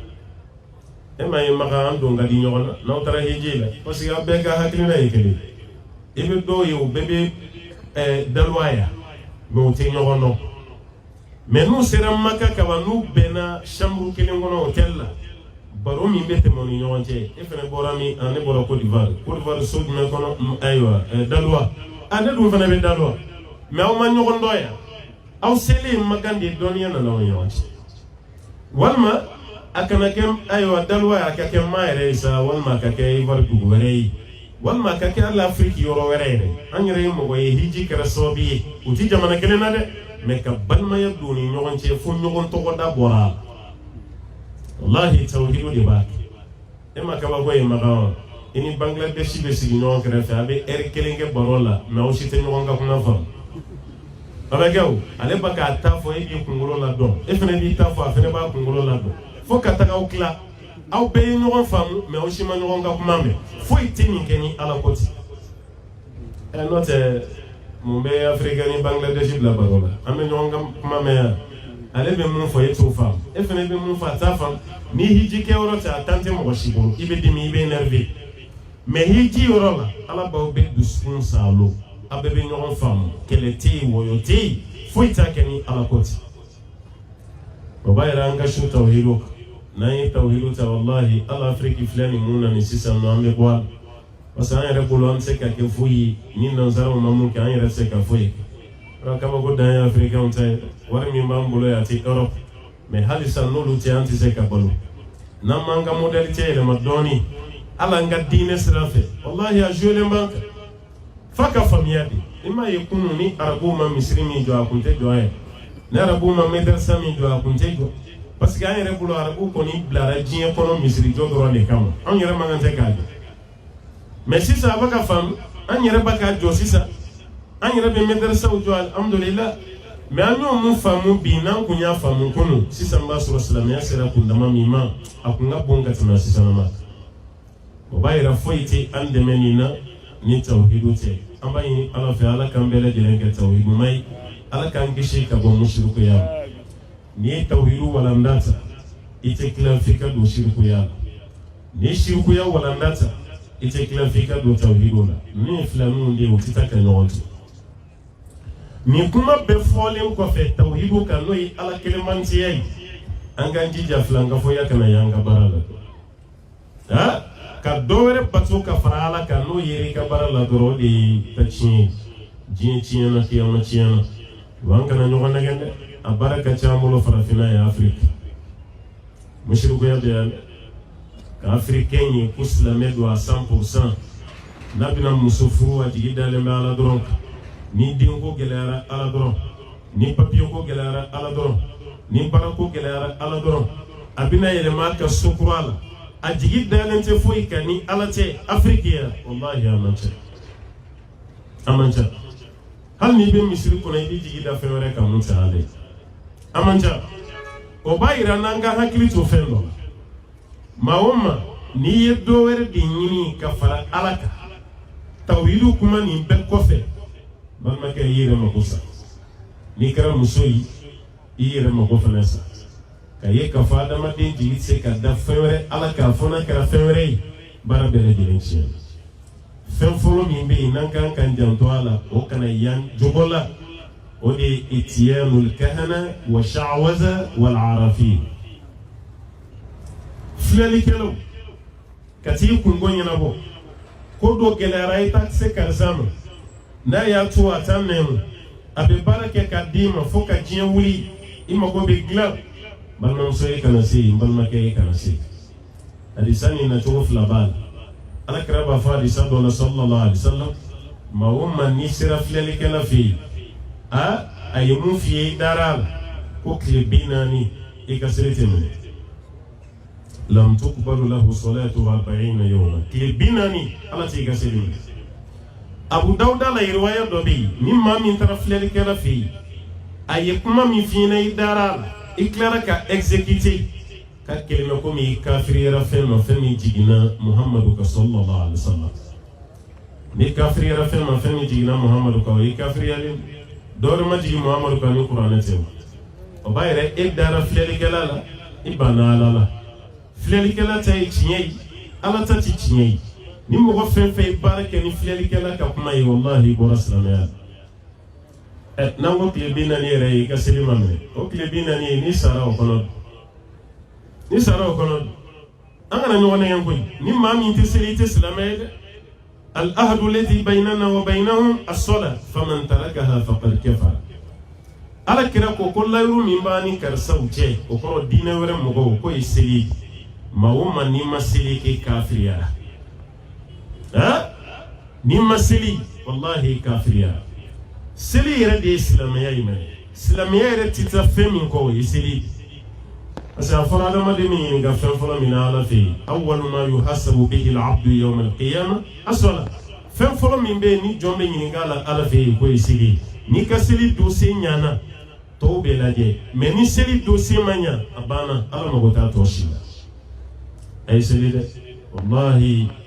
nabi ɲuman ka daminɛ ala kira la sahaba ninnu a bɛɛ ye bonya de da seli kan ni barika a ye ala ka ciden lajɛ n ka tilalen seli la de a ka sakira ninnu commencera hali n'o yɛrɛ tɛ a ye kuma laban minnu fɔ riwaya dɔ la n ko seli b'a la as-salat ummati as-salat wa ma malakat aymanukum nga manto a ye seli a n'aw ye fɛn minnu mara o kɔrɔ aw ka mara fɛnw aw ka tile ala kira fatura ka seli mo de to a da saya bɛ sa bɔka siriki ma waati min a tilalen safo seli la a y'a denmuso wele a ko ala kira fatura don jumɛn denmuso ko k'ala kira fatura lendi dɔ fɛ a ko an bɛ don jumɛn na k'an bɛ dimanche la a ko ale ɲɛ b'a la ale ni lendi bɛ janya n ka fini min fɛnɛ fini kɔrɔ fila ni sara a bɛ n kasankɛ kɔrɔlen fila la a bɛ kura fara a kan 3 fila bɛ kɛ kɔrɔlen ye kura bɛ kɛ kelen ye a denmuso k'a ma ko n fa i t'a to an ka bɛɛ kɛ kura ye a ko ayi anw ye suw ye anw ni kɔrɔlen de ka kan anw ni kura man kan ɲɛnama de ni kura don ka kan a ka nata kun ye a ka sa lɛndi mais ala b'a yɛrɛ sago la abubakar nana fatu mardi de a ma sa lɛndi mais a tilalen kɔfɛ safo seli de la nin baaraw daminɛra Umar bin Khattab k'ale to fajiri seli de la ala kan filanan o ye muru kɛ k'a sɔgɔ Umaru ɲɛnaminina a bɔra ka bi Abdurrahman bin Auf o ye relais ta a kɔfɛ relais tellement sahaba ninnu ni dalen bɛ seli kan ala kelen pe de b'u ɲɛkɔrɔ al-musalli yunaji rabbahu olu tun bɛ baara kɛ ni nin Umar bin Khattab sɔgɔra misiri kɔnɔ mais misiri ma ɲagami a ma ɲagami ale binna yɔrɔ min Abdurrahman bin Auf tɛmɛna o ye fajiri seli tɔ laban ni mɔgɔw ye seli bannen yɔrɔ min u nana Umaru lajɛ kirin commencera ka bɔ a ɲɛ la kumakan fɔlɔ kɛra mun ye hal salla al-muslimun yala silamɛw sera k'u ka seli dafa wa e ko halisa ko seli tɛ silamɛw sera ka seli dafa wa Umar bin Khattab kirin bɔlen a ɲɛ la ka kuma fɔlɔ kɛra mun ye o kɛra nin Usman bin Affan sunkalo dɔ fɛ lansara seli kɔfɛ jugu kelen kɔfɛ ka tile 40 kɛ k'a ka so k'an baloko k'a kan sunkalo dɔ tile 40 tile 40 kɔfɛ sunkalo dɔ tilefɛla jugu ye kogo de ta ka jigin sokɔnɔna la Usman bin Affan bɛ kuranɛ kalan na cɛkɔrɔba don kira ka sahaba belebele don bala ale yɛrɛ de ye 3e personnalité ye ala ka ciden kɔfɛ alayhi salam o ye Usman bin Affan bɔ ka bin ka muru kɛ k'a kantigɛ i n'a fɔ e b'i ka seliba saga kantigɛ cogo min ale ye ni lajurabili de sɔrɔ mais a tilalen kɔfɛ lansara seli de la a bɛ kuranɛ kalan na ni lajurabiliya sɔrɔ Ali ibn Abi Talib o ta nani na yɛrɛ ali tatola fajiri seli de la o ye muru kɛ k'a sɔgɔ a ma don misiri kɔnɔ fɔlɔ o y'a sɔgɔ muru nin kun donnen don baga de la ali yɛrɛ y'a dɔn a tɛ bɔ a la a ko mun ye n faga taatɔ filɛ a kana aw dan dɛ o y'a minɛ o taara sɔrɔ silamɛ tɛ mɛ Badara ali ma bɔ muru sɔgɔda nin na a fatura n bɛ fɛ k'a f'i ye ka daminɛ kira la fo kana se Badara ali ma a bɛɛ ka wagati laban gulonna seli de la n'o ma kɛ silamɛya ye ne ɲɛ tɛ fɛn wɛrɛ la mun bɛ kɛ silamɛya ye nin de y'a daminɛ n'a camancɛ a n'a laban ye n'i tɛ seli mɔgɔ ka n'i nɛgɛn dɛ wallahi i tɛ silamɛ ye silamɛw man kan tɛ ka seli su kan n'a ma dɛsɛ n'i sara selibaliya la hali silamɛw ka kaburu don i su man kan tɛ ka don ye parce que e tɛ silamɛ ye o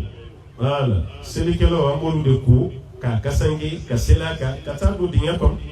mais selibali mana sa kafiri de sa a bɛ dingɛ dɔ sen yen hali ni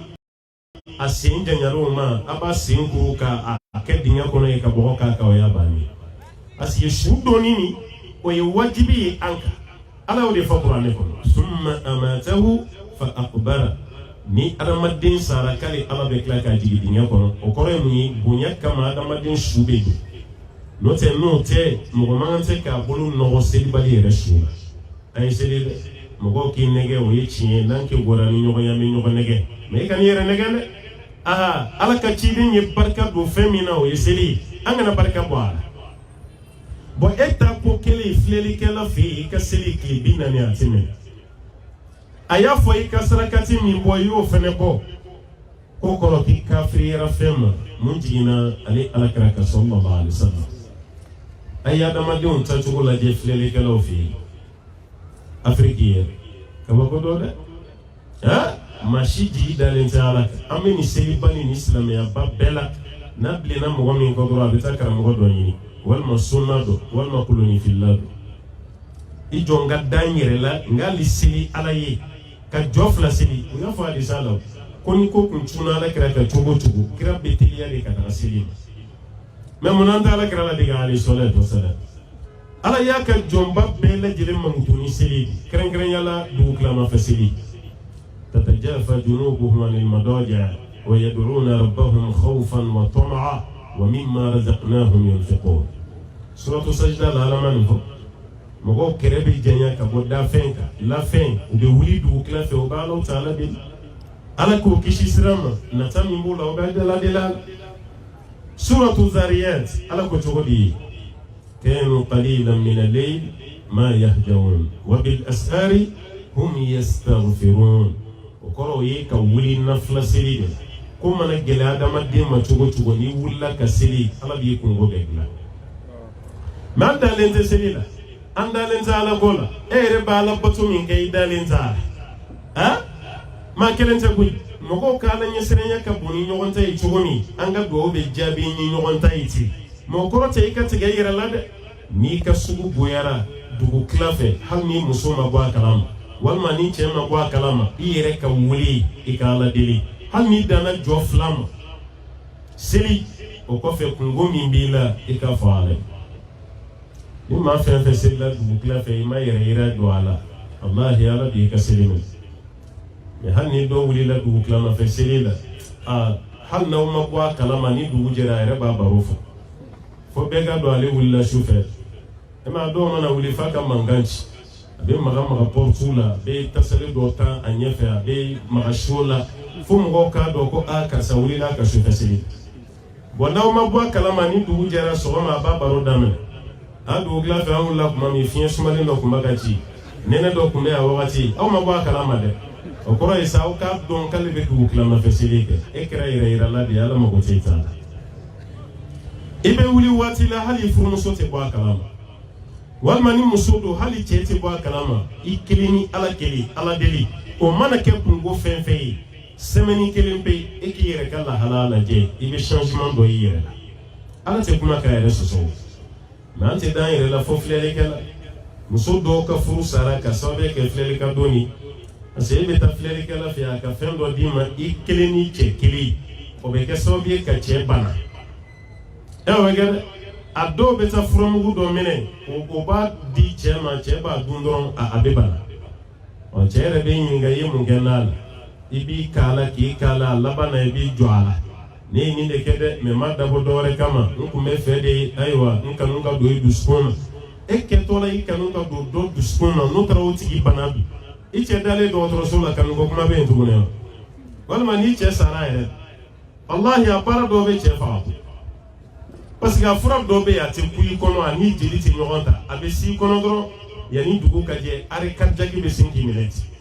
o itali musubi nyinga bi kale ko wallahi le reta do femi kumal shufa ko doro nyema garala wa asra sumana sarat kasura yere ba do ay from indi che ma odi afa fo muso ka da yere la aka ni bara nu tui ita kramo de fi abi fro de ma wati be ko ke sirila ko ke najila ko ke jila ko di chema ibe tige yere la katara seni be ma to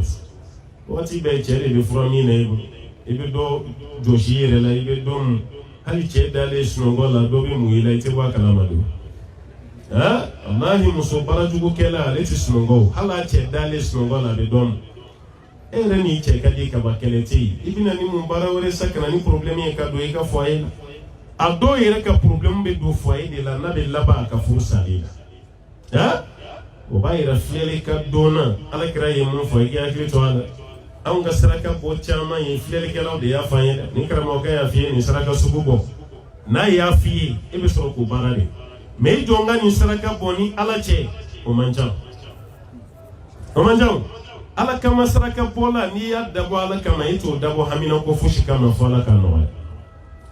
eme ka saraka boko do di blala ibe wuru jesan ko ke saraka yi wuru bli ko ke saraka yi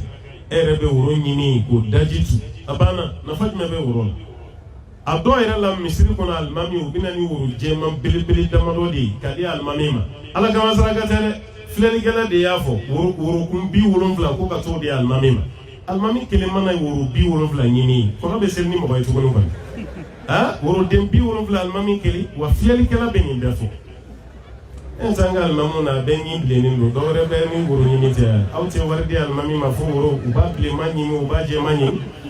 hali tamuro sugoro ere bo mu na doni o te de almami ma fo wuru jiya jume be wuru la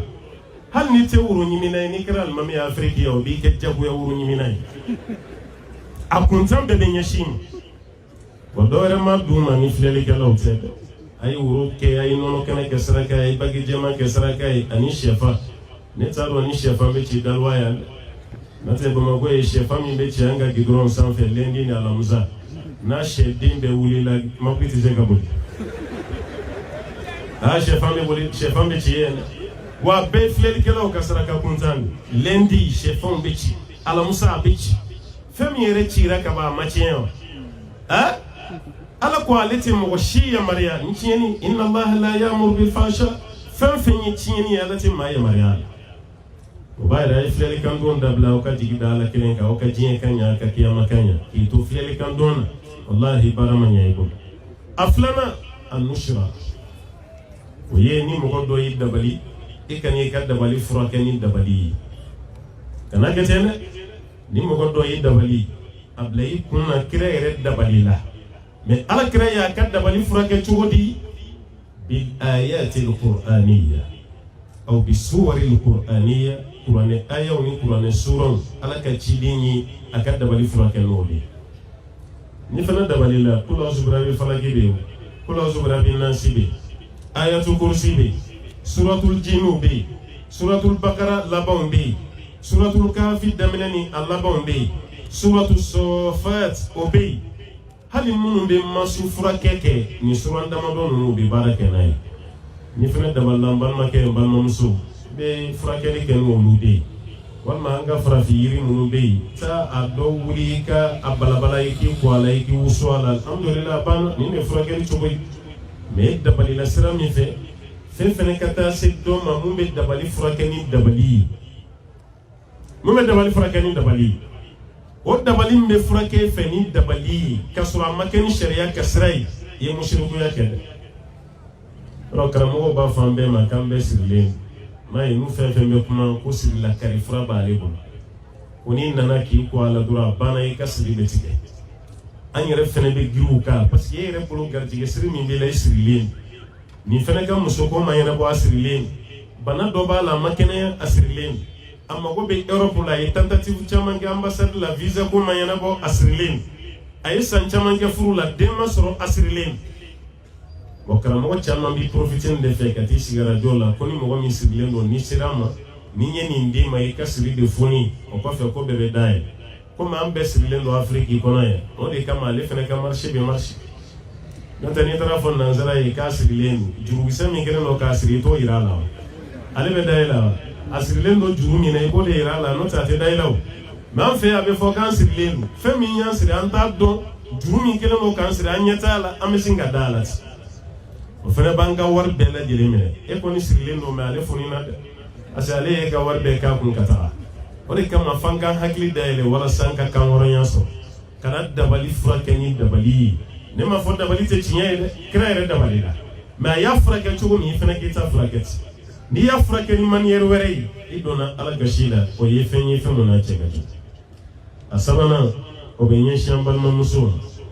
ka denmisɛnninw kan fa k'u camancɛ fa ko kolobɔ fura ani tɔgɔma fura o bɛ kɛ denmisɛnninw na yan ko denmisɛnnin ka ɲin bɔ fura ani denmisɛnnin ka tɔgɔma joona k'o fura i bɛ taa sɔrɔ denmisɛnnin dɔ camancɛ t'a sɔrɔ a dɔ camancɛ falen don sɛbɛnden na baga la finingolo la kolonkisɛ la a kan falen a bolo falen denmisɛnnin yɛrɛ ka doni min na taa se tulo kilancɛ ma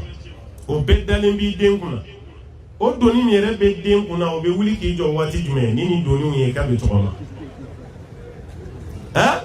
ne ka tɔgɔma furako ye tiɲɛ ye ala y'an balima minnu lajarabi ni namaraya ye i tɛ kelen siri o cɛ la an ko wulilen ye fɔlɔ mɔgɔ fɛn fɛn nana Afrique a k'a bɛ namara la tɔgɔma a ye namara dɔ wulilen yan fɔlɔ bɛ namara la tɔgɔma walima mɔgɔ min dalen b'a kɔ kan ni se ka wuli n b'i wuli k'i jɔ hali ni ɲin bɛ bɔlen don n b'i da fa ɲin na o de ye kolobɔ fura ye Afrique manipulé ka di koyi wallahi yɔrɔnin kelen dɔ bɛ na dɔrɔn kan bɔ an ka trajectoire kan an yɛrɛ bolo an bɛ ligne normale kan kuma min na dɛ i bɛ sin ka dɔɔnin nalen hali a tigi kalannen tɛ a bɛ sin k'an bɛɛ yɛlɛma ten an bɛ tila ka tugu o kɔ an bɛ bɔ nin na waati jumɛn san joli silamɛya hali sini ni mɔgɔ kura dɔ nana an bɛ tila ka tugu o kɔ ala ye bana dɔ fura di Isa ma k'o kɛ kabako ye n'o bɔra la fura t'a bana dɔw la ala yɛrɛ ka masaya kɔ o fura tɛ yen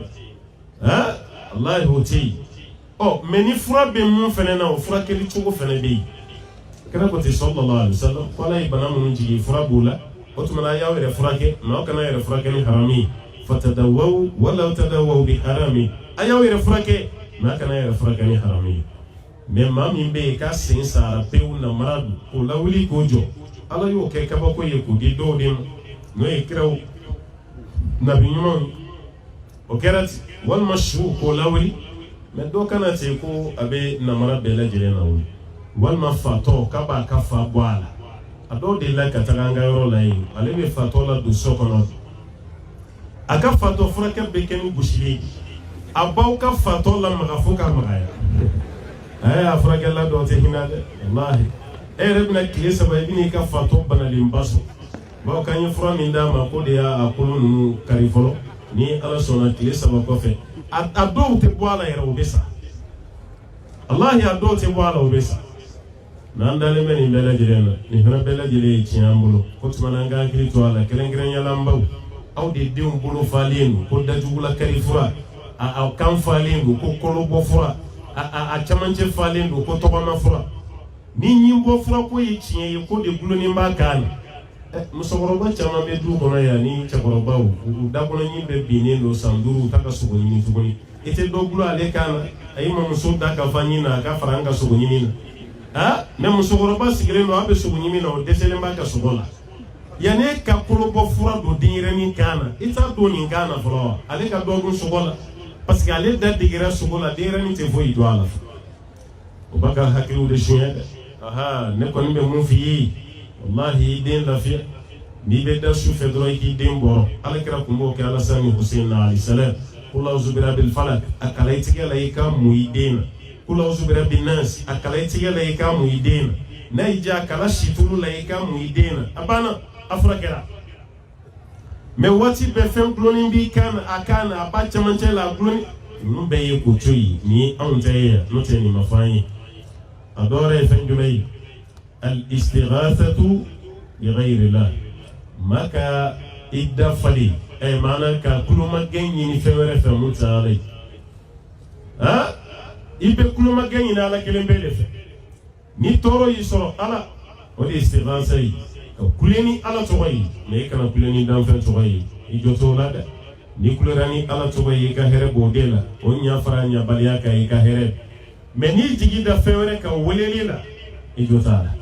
ala kire sabo mana gen ka bo barala o ka jigi da ala kelembe ka o kana fe shiweli o tuma ko ni bara fene ni ma ka shirku yayi adore ni adabuhu wa nadru li ghayri Allah ma ka kan tigeli ke fewere wal ma ki dafa le fewere la mutaalay ikana bagan fa fuyi ni alati qul inna salati wa nusuki wa mahyaya wa mamati lillahi rabbil alamin la sharika la afuyi kasili eka ala bato be kasili yani ka kan tigeli kan yana maya ikasaya ka be aladi ite foshi bato ka farala iye ko bele jeleni alam otuma yi ka to de la kana kanti galike fendo sama wulembe on fe ntalo na bo fe ya Côte d'Ivoire no de jina kulongay do ka fo ko jina la jigi be muso beta ko do be jina la jigi kuna fembe mun na ulu chama beta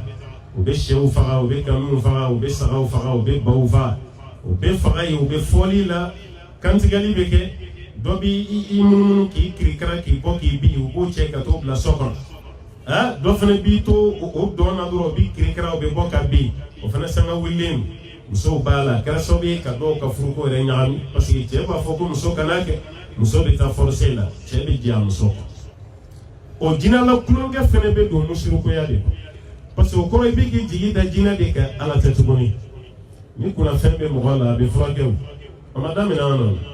kuna fe de ba do ala ka ci de yin furaki kuna fe bana ba todo angara mo chama temana Sheikh al-Islam Ibn Taymiyyah Ibn Qayyim al-Jawziyya Ahmad bin Hanbal ni bela jele kuna fen furake dina shetene ka ke musul no fe ka gen ka boy ka bampe o be ke yire dale alala mu bi ki furake o fene dale alala Qur'ane aya be kala wal masura bana ba to be wuri do re tani dina te o Qur'ane be kala wala na dina te ke ate ke mais ni aye bi ambe Qur'ane kala dina bana ba to ti keneya an kan yira nyini kala ngala kalimana be chudi ana kala nyasranya wal may baga kala ngam mun kunna kalimana be chudi ana kala nyasranya aski ambe ala mine niveau mina ala fene ba mo ko glaw niveau de ala tendi am gala ko fegera ka se niveau ni ma o de kama fendo e kunu mo ko glaw o baka de saunta nato Umar bin Khattabi ka kisa ka bali fato fraken suratu Fatiha e kuma be jina bana bato ma na biya me Qur'ane jigi kuma sankili bana bato be fraken la bola ti kele mun be ambe dum ba do Qur'ane e tiye e min baka kala défaut be la wal may baka kala mun na défaut bo be la ni yo défaut ko ni glan siga shita la Qur'ane de be to Qur'ane ala yani jiye wuli tie ala de yafo ataka kuma kan soso sigire kire gla walma mumbaka bana batoni aleka gla nata Qur'ane be desana chugudi na ala je muso be baga ke jina bana batoi hali ku ngo kayoro la tara jana jawro la be muso do yukule la dora be boka bi ku kaka jina na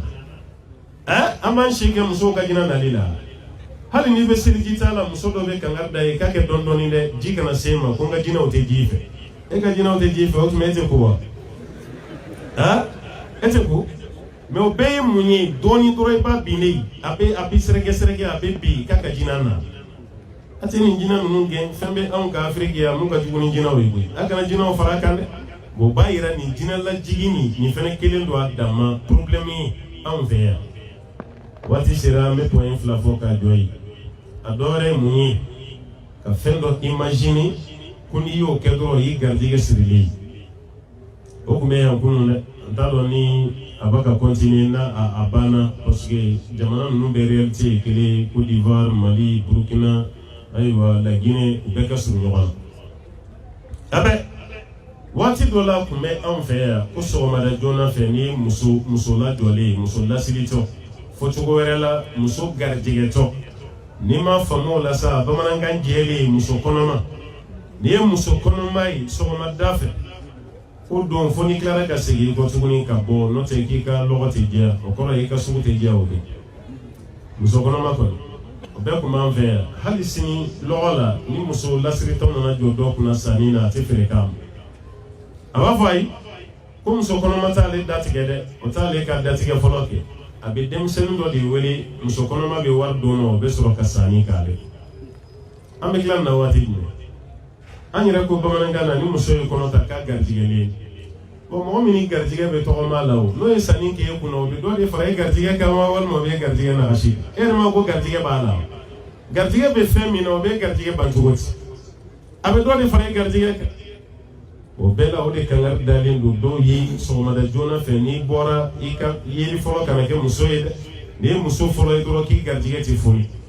o fana bɛ baara kɛ ten de n'a bɔra dɔrɔn n'a ye muso dɔ ye a bɛ boli ka segin a kɔ a bɛ tila ka segin tuguni ka bɔ tuguni parce que k'ale ye mɔgɔ fɔlɔ min ye o kɛra muso ye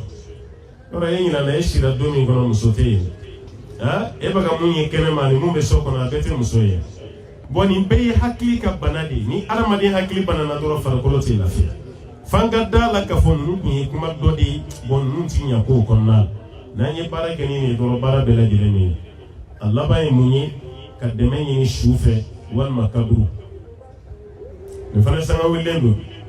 kaburu ziyara silamɛya tagasira bɛɛ bɛ kaburu ziyara kɛ parce que alakira y'a fɔ sallallahu alaihi wasallam i mana k'a fɛn fɛn ye taga kaburu ziyara a ka ɲi e yɛrɛ de ma kira ka hadisa jɛlen bɛ sallallahu alaihi wasallam kuntu nahaytukum an ziyarati al-qubur ala fazuruha ne kun y'aw bali k'aw kana taa kaburu ziyara mais a yi taa nafa fila b'a la n'i taara a bɛ diɲɛ kanu bɔ i dusukun na a filanan a bɛ hakili jigin kiyama na hali ka danni ma an kan ka to ka taa kaburu ziyara silamɛ bɛrɛbɛrɛ yɛrɛ mɔriku su bɛ da yɔrɔ min semaine kɔnɔ hali siɲɛ kelen to i ka t'i ɲɛ da su kan walima su ko la n'a bɛ taa i sara a la ko n'i bɛ taga i k'i sara a la i ka su lajɛ i bɛ waju ni salen dalen filɛ cogo min a ta ka se ka yɔrɔ si lamaga don dɔ i fana bɛ na kɛ sa bon n'e taara kaburu don na i balima i ni mɔgɔ min tun bɛ ɲɛnamaya baara bɛɛ kɛ ɲɔgɔn fɛ ko de dalen filɛ bɔgɔ kɛlen don a kan wajulu ko tɛ tɛmɛ nin kan mais kabako ye mun ye e taara duwawu kɛ su min ye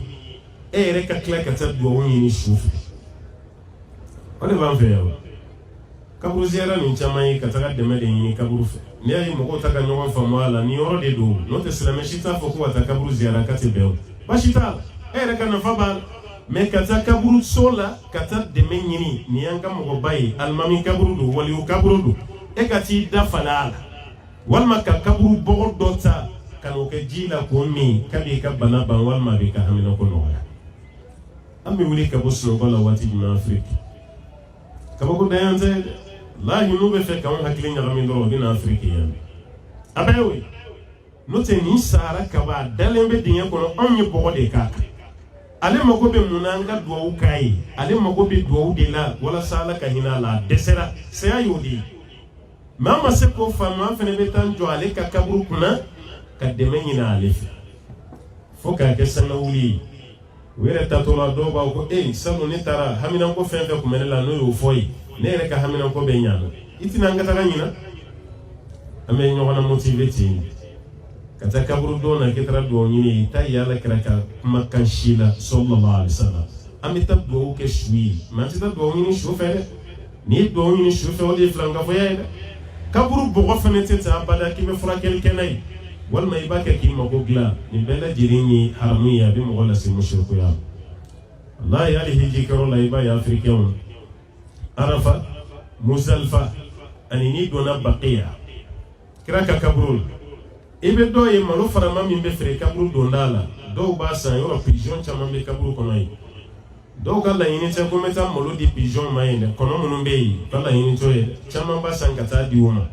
mais dɔw bɛ malo ni sa k'a fili kɔnɔw kɔrɔ yɔrɔ min a b'i kɛrɛ lajɛ n'a ma mɔgɔ ye dɔrɔn o malo ni buguri min bɛ yen a b'i bolo fa o la dɔrɔn k'o kɛ bɔrɔnin dɔ kɔnɔ k'a dasiri k'a bila a kunna a dɔw bɛ na Afiriki yan wala n'a n'o nana o bɛ kɛ jiw la a tɛ nin n ko nin Madina kaburu don bɔgɔ ye a ye dɔɔni min a la a ka ɲi mɔgɔ ma dɛ an fana b'an kɔnɔ fa o bɔgɔji la diw ka d'a kan ko b'an ka haminanko bɛɛ lajɛlen nɔgɔya ne t'a dɔn an bɛna ninnu k'o faamu cogo min na bon n'i ye nin fɔ dɔrɔn k'i diinɛ gɛlɛya ni tigi bɛ ka hɛrɛ de fɛ wa walma b'i ka bɔnɛ de fɛ e nana cɛ ni kaburu bɔgɔ bɛ mɔgɔ mako dilan e ba k'a fɔ cogo min fantan kelen bɛ sɔrɔ Madina ma dɔ bɛ Madina hali a dahirimɛ wallahi a t'a bolo n'a bɛ den di mɔgɔ ma an ba Aishatu tun bɛ Madina de kaburu dɔ bɛ Madina munna an ba Aishatu m'a kɛ ji la k'a min Ala ka den d'a ma mais nin bɛɛ de bɛ fɔ Ala arafa Musalifa i bɛ dɔ ye bɛlɛ tɔmɔ na a b'i to bɛlɛ tɔmɔ na dɔrɔn a b'i bolo fɔ buguri la a bɛ na n'o ye a bɛ n'o tila mɔgɔw cɛ a tɛ nin lajɛ ŋo ne ye nin ta fo Musalifa de ne ye bɔgɔ barikama ye dɛ a ye dɔ k'a kun ma taa an ka musokɔrɔbaw n nana dɔrɔn u bɛ dɔɔni di bɛɛ ma a y'a k'aw kori ji la aw k'aw kɔ a la k'a ka ɲi ni fɛn ninnu b'an mako dilan Afiriki kɔnɔ yan an tɛ kɛ tan sa a ye Afiriki lajɛ chaque année dɔ de bɛ fara an ka fantanya kan chaque année dɔ bɛ fara an ka dɛsɛ kan ka taga mais anw de b'a ka baara bɛɛ kɛ hali gɛsɛ bɛ mɔgɔ garijɛgɛ foni Afiriki yan gɛsɛ a ye b'o bɛɛ ye o ko gɛsɛ dɔ b'a ka feere n'i y'a ɲimi ni gɛsɛ nin ma ban kɔni k'a to i da kɔnɔ i garijɛgɛ bɛ foni i b'o gɛsɛ kunkurunin ye mɔgɔ caman da la a bɛ k'i ɲɛna ko dako don dako tɛ dɛ a bɛ wari ɲini de la a bɛ wari ɲini de la gɛsɛ bɛ garijɛgɛ foni yan bɛlɛkisɛ bɛ garijɛgɛ foni yan nin bɛɛ b'a kɛ bon n'an ye nin ko ninnu faamu wallahi baaraw bɛ ɲɛ an bolo mais n'an ma ninnu faamu an yɛrɛ tɛ lafiya hakili la an tɛ lafiya farikolo la o de kama bɛɛ sɛgɛnna n'i kɛra kalanden ye ni ma taa i ka bigi ka baara k'i tɛ gagner examen la n'i ba ka fonction ɲini n'i ma taga olu ka fɛn dɔ d'i ma i tɛ gagner hali ni ye politicien ye e dalen tɛ Ala la e jigi dalen bɛ nin fɛn ninnu de kan olu de b'a baara kɛ ka d'i ma walasa i ka yɛlɛ o de kama en 1992 élection présidentielle fɔlɔ min kɛra démocratiquement Mali la a kɛra o de la an ka avion so kɔrɔ la o yɔrɔ de tɔgɔ dara sa ko ACI 2000 yan'an ka taa Senu o yɔrɔ bɛɛ tun ye jalatubaw de jalaju belebele yiriju belebelebaw de caman tun bɛ yen ni élection ɲɛkɔrɔ élection présidentielle mɔgɔw barila ka fɛn jumɛn ye fali kelen kelen a salen kasan kelen de sirilen don fo yiri sanfɛ n'o ye fali ye fali salen don kelen don k'a kasangi ka tila ka taa siri jalaju bɛɛ b'a dɔn jalaju bɛ janya a bɛ bonya ka yɛlɛ ka taa siri fo sanfɛ o kɔrɔ ye mun ye o fana ka karamɔgɔ de y'a fɔ a ye yɔrɔ bɛɛ b'a dɔn fali tɛ yɛlɛ yiri la o kɔrɔ de ka fali nin to sanfɛ yen i da i ka sunɔgɔ i fana bɛ kɛ président i bɛ yɛlɛ i bɛ yɛlɛ yɔrɔ hakili fɔ a sera dɛ hali n'a tigi ma yɛlɛ kɔni fanga b'a la dɛ mɔgɔ min bɛ yɛlɛ ni fali ye yiri sanfɛ walahi a barikalen don dɛ fali fanga ka bon cogo min ka yɛlɛ n'o ye jala la ka t'o sigi hali n'i ma kɛ président ye an kɔni y'a dɔn k'i kɔgɔlen don fanga yɛrɛ de b'i la o b'a yira adamaden wallahi o b'a ka jouer n'aw hakili ye Afiriki kɔnɔ yan waati bɛɛ garijɛgɛ foni fura président ɲini fura député ɲini fura maire ɲini fura commerce fura muso sɔrɔ fura cɛ sɔrɔ fura denko fura jigi dalen tɛ Ala ka jigi bɛɛ dalen bɛ nin fɛn masina de n'an ye nin bɔ an ka kow la dɔɔni an ka tawhidu bɛ jɛya i bɛ sa don min i ni Ala ka di i dusukun sanuman bɛ sa hakili sigilen fana bɛ sa Allahumma rabbi Ala k'an kɛ tawhidu maa ye Ala k'an kisi ka bɔ mushrikiya ma Ala ka barika don an na ka barika don an fɛ kow la an balimaw y'a yira ko waati sera an b'an jɔ nin yɔrɔ la insha Allahu taala an ye fitinin min fɔ k'a faamuya d'an ma Ala k'o kɛ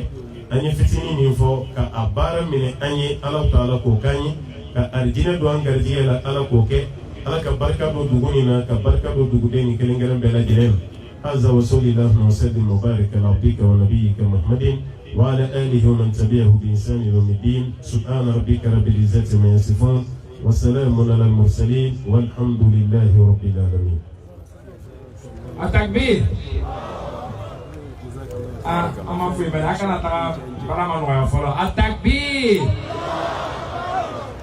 دلوا كاو التكبير. أمي أنا كرامتيفو. Vraiment, à Kawazul, nous faisons comme na imam Diallo to kafo. Quand on a cramoté Kawazul, la Wazul Diala, côté la nini, la nini mi, aïe wa cramoté comme fo, para ikenoye, on a un bel adèlement à la mokera. Programme de tout mina 600. Amina kuma kandi, kuma di otmana, anga reis fait tout courir. Allez na folika ou là c'est notre lame otmana micro de Jalima, imam Jali. mais ko ka bɛɛ lajɛlen fo kɛrɛnkɛrɛn bolo ma an balimakɛ Sila vraiment ko ka Sila fo dante foli min na depuis Abidjan a n'a furumuso ani a ka denbaya bɛɛ lajɛlen a balimaw kabini o ka mɛn k'a fɔ ko Seku bɛ nana o ka vraiment dɛmɛw kɛ kosɛbɛ ayiwa o ka jatigilaw fana ni ko ɲɛnabɔ an ye ko ka dugawu kɛ ye sini kɛnɛya la ka dugawu kɛ bɛɛ lajɛlen inshallah o Sanzu Bure bisimila an b'a ɲini bɛɛ lajɛlen fɛ a ye sigi fɔlɔ Seku bɛna bɛɛ lajɛlen fo a ye sabali a ye sigi an ka kɔrɔ a daminɛna basigi la cogo min na an y'an jija an y'a laban basigi la ten a ye sabali aw ni ce aw ni baraji an bɛna micro di Rayisu ma bisimila ko karamɔgɔ ye dugawu kɛ Usaz ko ka dugawu kɛ Daluwa ye munna parce que cɛ yɛrɛ la gɛlɛya tun bɛ yɔrɔ caman na an bɛ fɛn mun mɛn na ko mɔgɔw bɛ taga ji kan mɔgɔw bɛ don bato la ka taga ji kan Europe a mɔgɔ mun kɛla ko min kɛla Daluwa o de ka ca ni ba n'a si ye donc dɔ nana o fɔ ɲɛnɛ sisan ko mɔgɔ caman yɛrɛ tola ji la ko tuma dɔ la muso yɛrɛ bɛ jigin a b'a denkɛnɛlama to yen c'est à dire den b'a bolo den kalo 3 kalo 4 a b'o to yen k'ale bɛ taga Europe ko Daluwa ta gɛlɛyara kosɛbɛ ko ka dugawu kɛ o la ko ka dugawu kɛ fana ni an bamuso dɔ ko k'ale den tununa a m'a dɔn den tagala fan kelen min na ko ka dugawu kɛ Daluwa bɛɛ lajɛlen ye ko ka dugawu kɛ Sila ye kelen bolo ma ka dugawu kɛ alimamu ye ka dugawu kɛ Amsi ye ka dugawu kɛ Daluwa nabaga sigibaga bɛɛ lajɛlen ye ala an bɛɛ mako ɲa inshallah ka dugawu kɛ an ka sɛkuba ye a Dr. Mustafa Si Yaku ala ka hinɛ la ala ka yafa k'a ye salala Muhammad bismillah. Alhamdulillah an bɛ Alahu Taala tanu masa min ni a ka nin hɛrɛba nin k'an ɲɛ bi don nin na an b'o masa tanu alhamdulillah an ka thème min di an balimakɛ a n'an karamɔgɔ cɛ ma an y'a di miiriya min ma an y'a di jigiya min na alhamdulillah a jigi fala a miiriyaw ɲana a jigi fala an b'a Alahu Taala dari min bɛ n'an bolo ka baara nɔgɔya an ɲɛ ala m'o kɛla ka baaraw nɔgɔya an ɲɛ ala m'o kɛla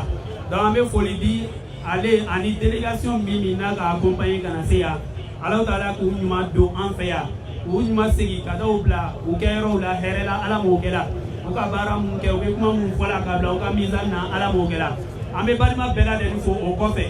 an b'an ka adjoint au maire fo Enza Sila a ka charge 400 da an ma ko nin na ko k'an yɛrɛ buruma dɛmɛ ni o ye an bamuso dɔ fana o y'an to charge ɲini na a y'a yira an ka kamelenw la k'u ka na ko charge dɔw b'a fɛ so kɔnɔ a ye chargew fana di an ma ko pour que a bɛ se ka o sɔrɔ a ka mizan na kiyama don na cogoya min na an b'an bamuso ni fo an b'an balimaw fo an ka kalandenw an balimaw tɔn jeunes depuis kunu o bɛ baara la o bɛ ka ko ni organiser depuis kunu o bɛ boroboro la ala ka bɛɛ sara hɛrɛ la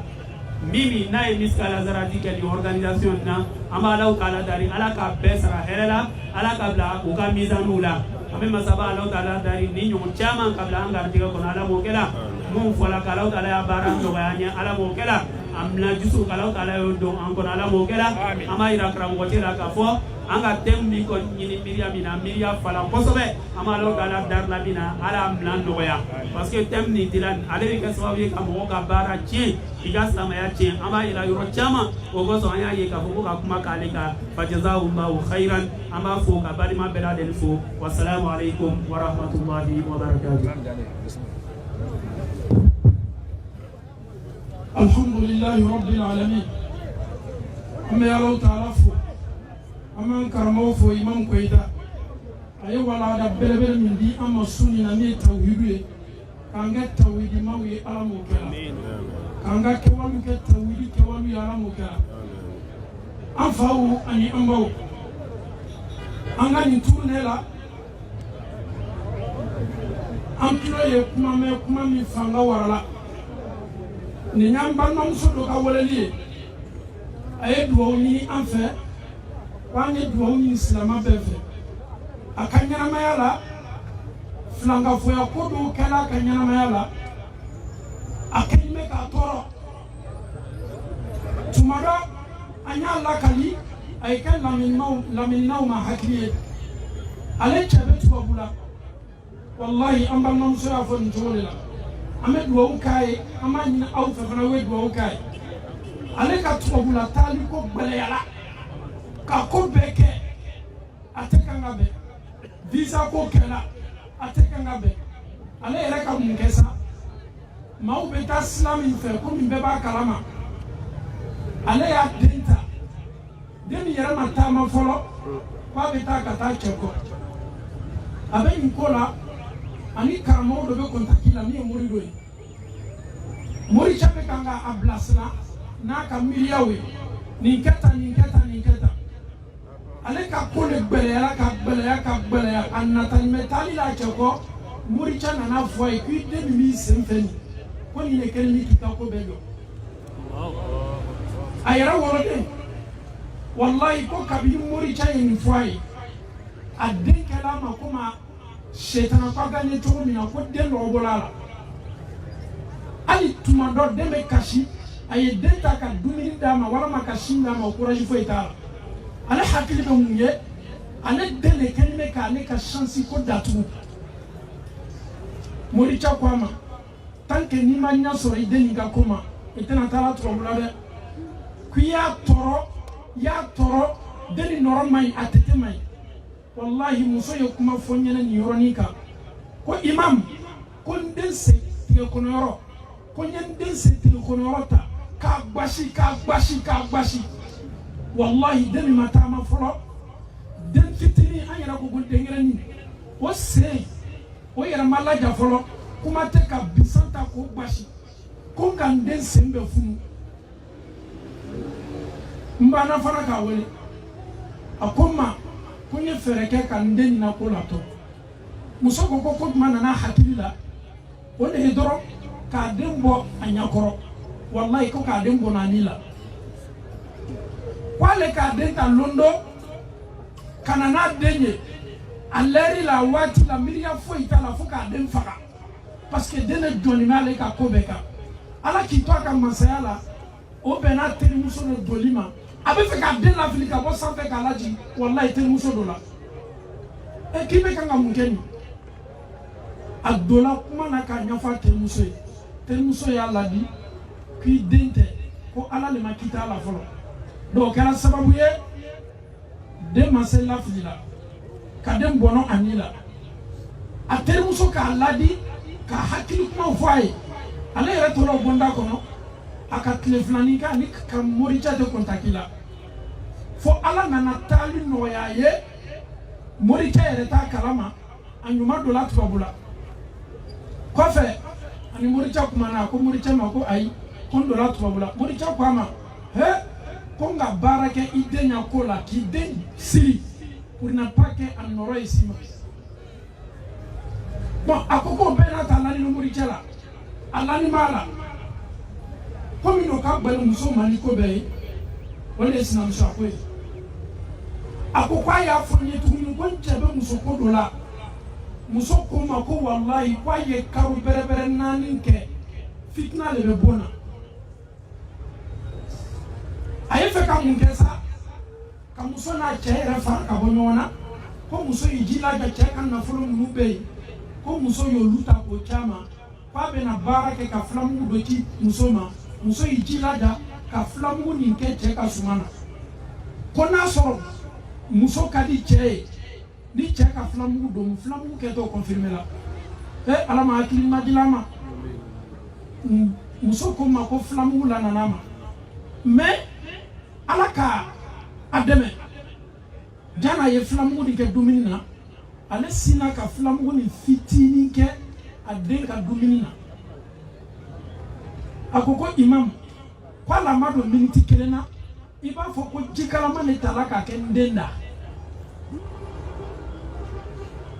a y'a den ta teriya bolo ma ka taa n'a ye hôpital la ja pɔsɔni de nana silamɛw nin ye ko ye ko min kan ka hakili di bɛɛ ma dɛ nin ye ko ye ninnu tɛ se makoɲɛ foyi ɲana ma ninnu ye furu caman sa o kafo la ni maaw ka walimusow ye o ye walimusow lamuruti o cɛw ma hali sini anw ko k'an t'a ɲɛ dayɛlɛ maa min sigilen b'a ka bon kɔnɔ bon yɛrɛ nɔgɔlen bɛ bon kasa bɛ bɔ la no be sa yɛrɛ kɛla fɛntigi o t'a yɛrɛ kɛ fɛntigi ye aw kanbɛrɛdenw ko di ko wari ko nin fo y'a ɲɛɲini sunguridenw ko fo y'a ɲɛɲini anw ka ɲɛɲinini banna sa ka taa an makoɲa dɛn adamaden dɔ la an bamuso ye nin fɔ n ye ka bɛn mun ma ko ka duwawu k'a ye a yɛrɛ ko ma kuma na ko walayi imam kumaw fɔla ni n y'a f'i ye a kumaw ka gɛlɛn maa dɔw to dogo la k'a ɲini silamɛw fɛ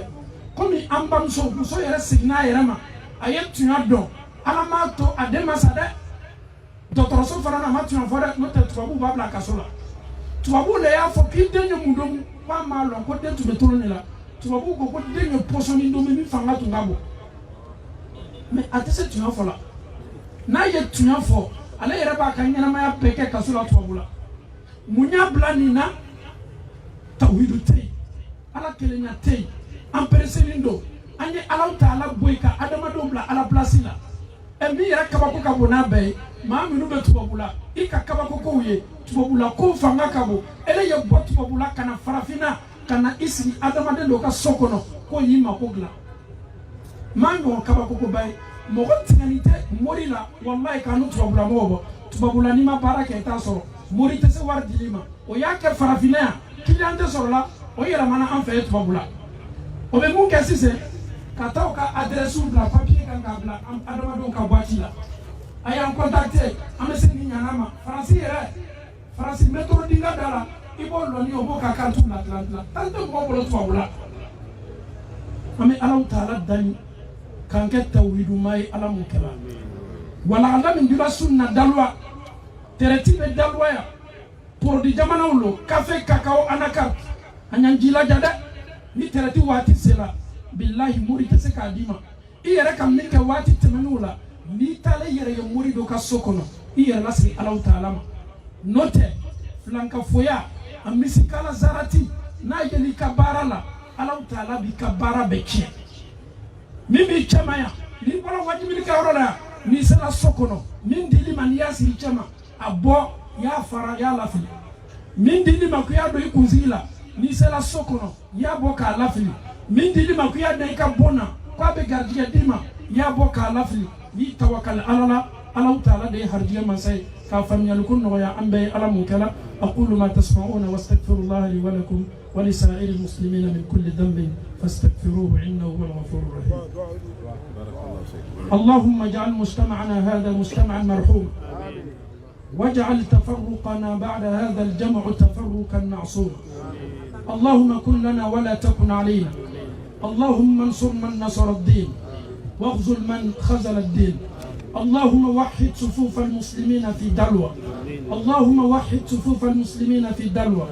وفي كوت ديفوار وفي مالي وفي غينيا وفي سنغال وفي إفريقيا اللهم كن لنا ولا تكن علينا اللهم تقبل منا إنك أنت السميع العليم وتب علينا إنك أنت التواب الرحيم اللهم لا تدع لنا في مقامنا هذا ذنبا إلا غفرته ولا هما إلا فرجته ولا كربا إلا نفسته ولا عسيرا إلا يسرته ولا ضالا إلا هديته ولا مريضا إلا شفيته ولا ميتا إلا رحمته ولا حاجة من حوائج الدنيا والآخرة هي لك رضا ولنا فيها صلاة إلا أعنتنا على قضائها ويسرتها برحمتك يا أرحم الراحمين إن الله وملائكته يصلون على النبي يا أيها الذين آمنوا صلوا عليه وسلموا تسليما اللهم صل على محمد وعلى آل محمد كما صليت وباركت على إبراهيم وعلى آل إبراهيم في العالمين إنك حميد مجيد والسلام عليكم ورحمة الله